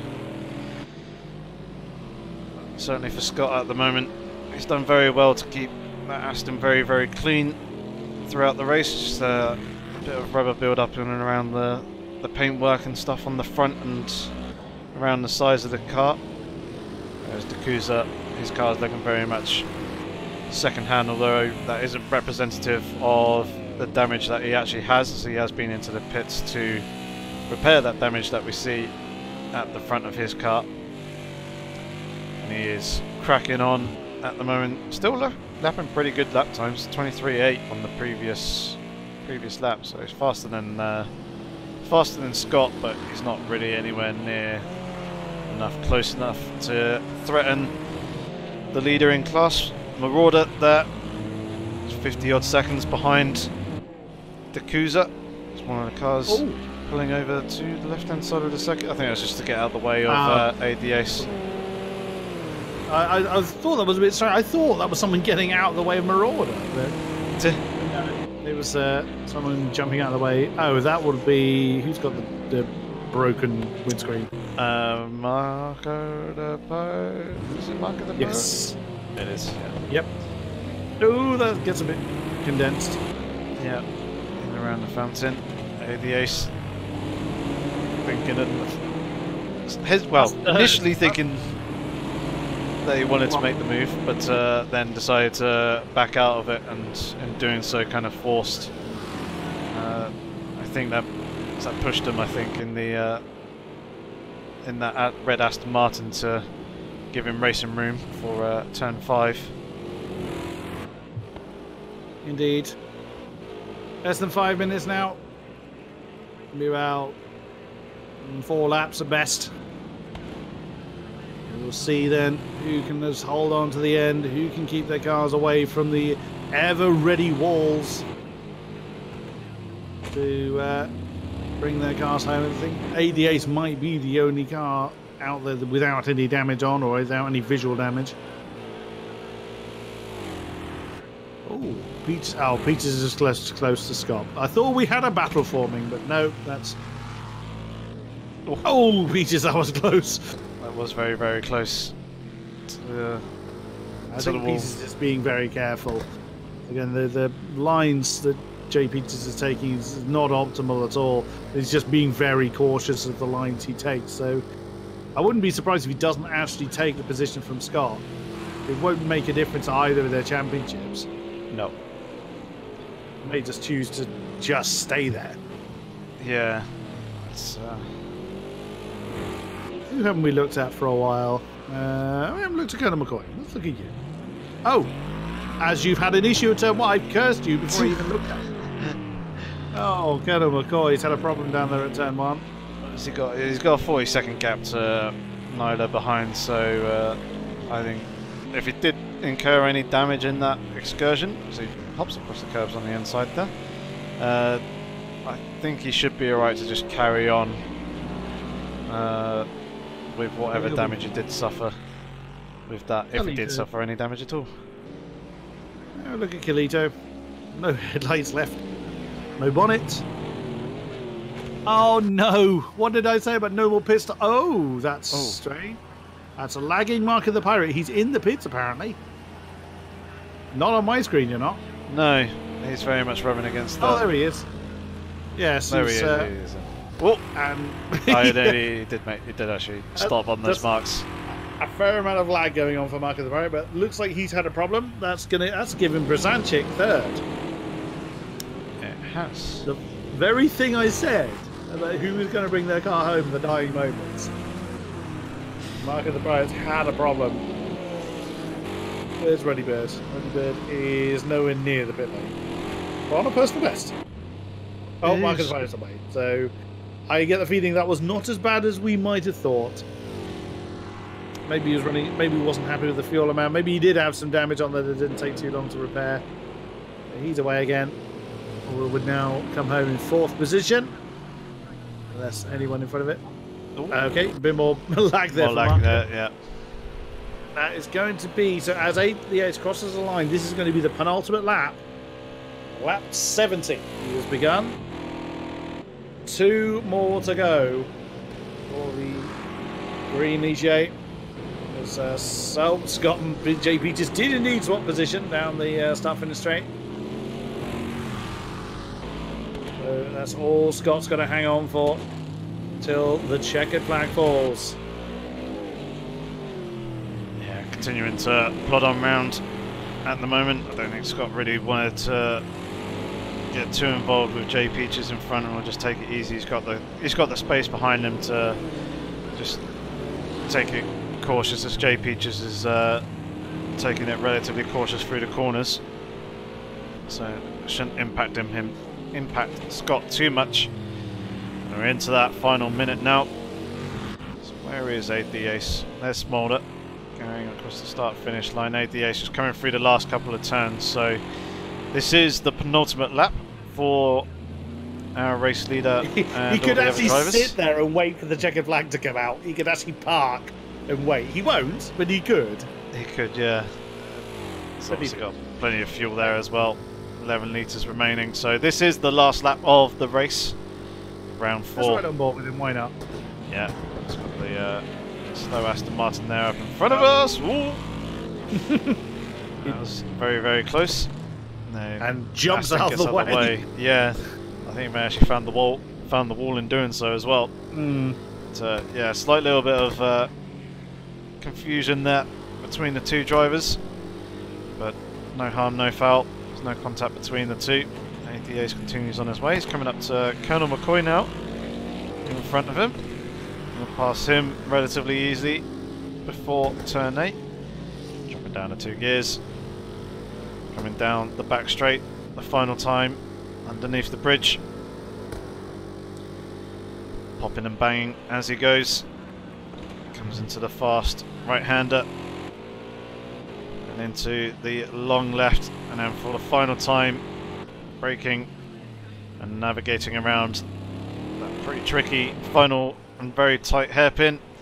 Accelerating now, shifting up through the gears to cross the line and take the win in LMP3 in round 4. Scott not too far behind on track. Obviously he's a number of laps down, but Scott is our leader of GT4.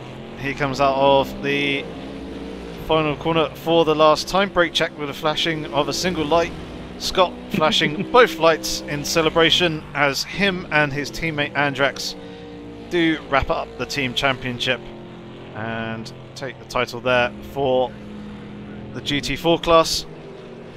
Smolder in second place in LMP3. He's now just coming in through the final sector, through the penultimate corner and then through the hairpin one last time, avoiding the wall. And coming across, Marauder in front of him, pushed him as well. And then, yeah, Smolder second place in LMP3. Dakuza will take second in the GT4 class. He'll be coming across the line with a flash of the lights as well. Quite unfortunate for him to get that damage that we saw earlier, the contact with the wall on the outside of turn 1, which scampered his race. So here are your classification of round 4. The Ace taking the win in LMP3, Smolder second, Brzanczyk in third, Marco the Pirate fourth, Brady Bird 5th, and 6th was the final LMP finisher of Jay Peaches. Scott there in first in GT4, Dakuza second, Marauder third, Brake check in fourth with Pushton 5th, Colonel McCoy finishing in 6th, Nyla in 7th, and then Carlito in 8th place, the last driver to finish the race, with both Andrex and also Logan there being marked as retired. So that is going to conclude our coverage of round 4 of the Apex Online Racing IMSA Lights Endurance Series. King Kodiak, thank you very much for joining us here in the commentary box and helping me with the commentary as always. A great pleasure, and I did think this would be a very testing race for our drivers, and it certainly proved to be. But do join us for the next one, as the series is heading towards, I've forgotten, Road America. Yes, it is indeed Road America. That's a very bumpy circuit, so that's going to be testing. But I have no doubt that our drivers will put on an amazing show there. Yep, and our weather forecast is also predicting that it's going to be a wet race as well, so that's going to make it an interesting challenge for the drivers, on top of the interesting multi-class challenges that they shall be facing. So that will be taking place next week. Same again, 8 PM UK time, GMT, on a Thursday evening. I shall be here for the coverage of that. Thank you very much for all those tuning in the live stream chat and supporting us and joining us with the action. If you're not subscribed to the AOR channel, make sure to hit that red button to make sure that you won't miss out on any future Apex Online Racing League action in the coming weeks, months and years. So thank you very much from both of us here in the commentary box. Hopefully we'll catch you again next week, but in the meantime, have fun, stay safe and take care.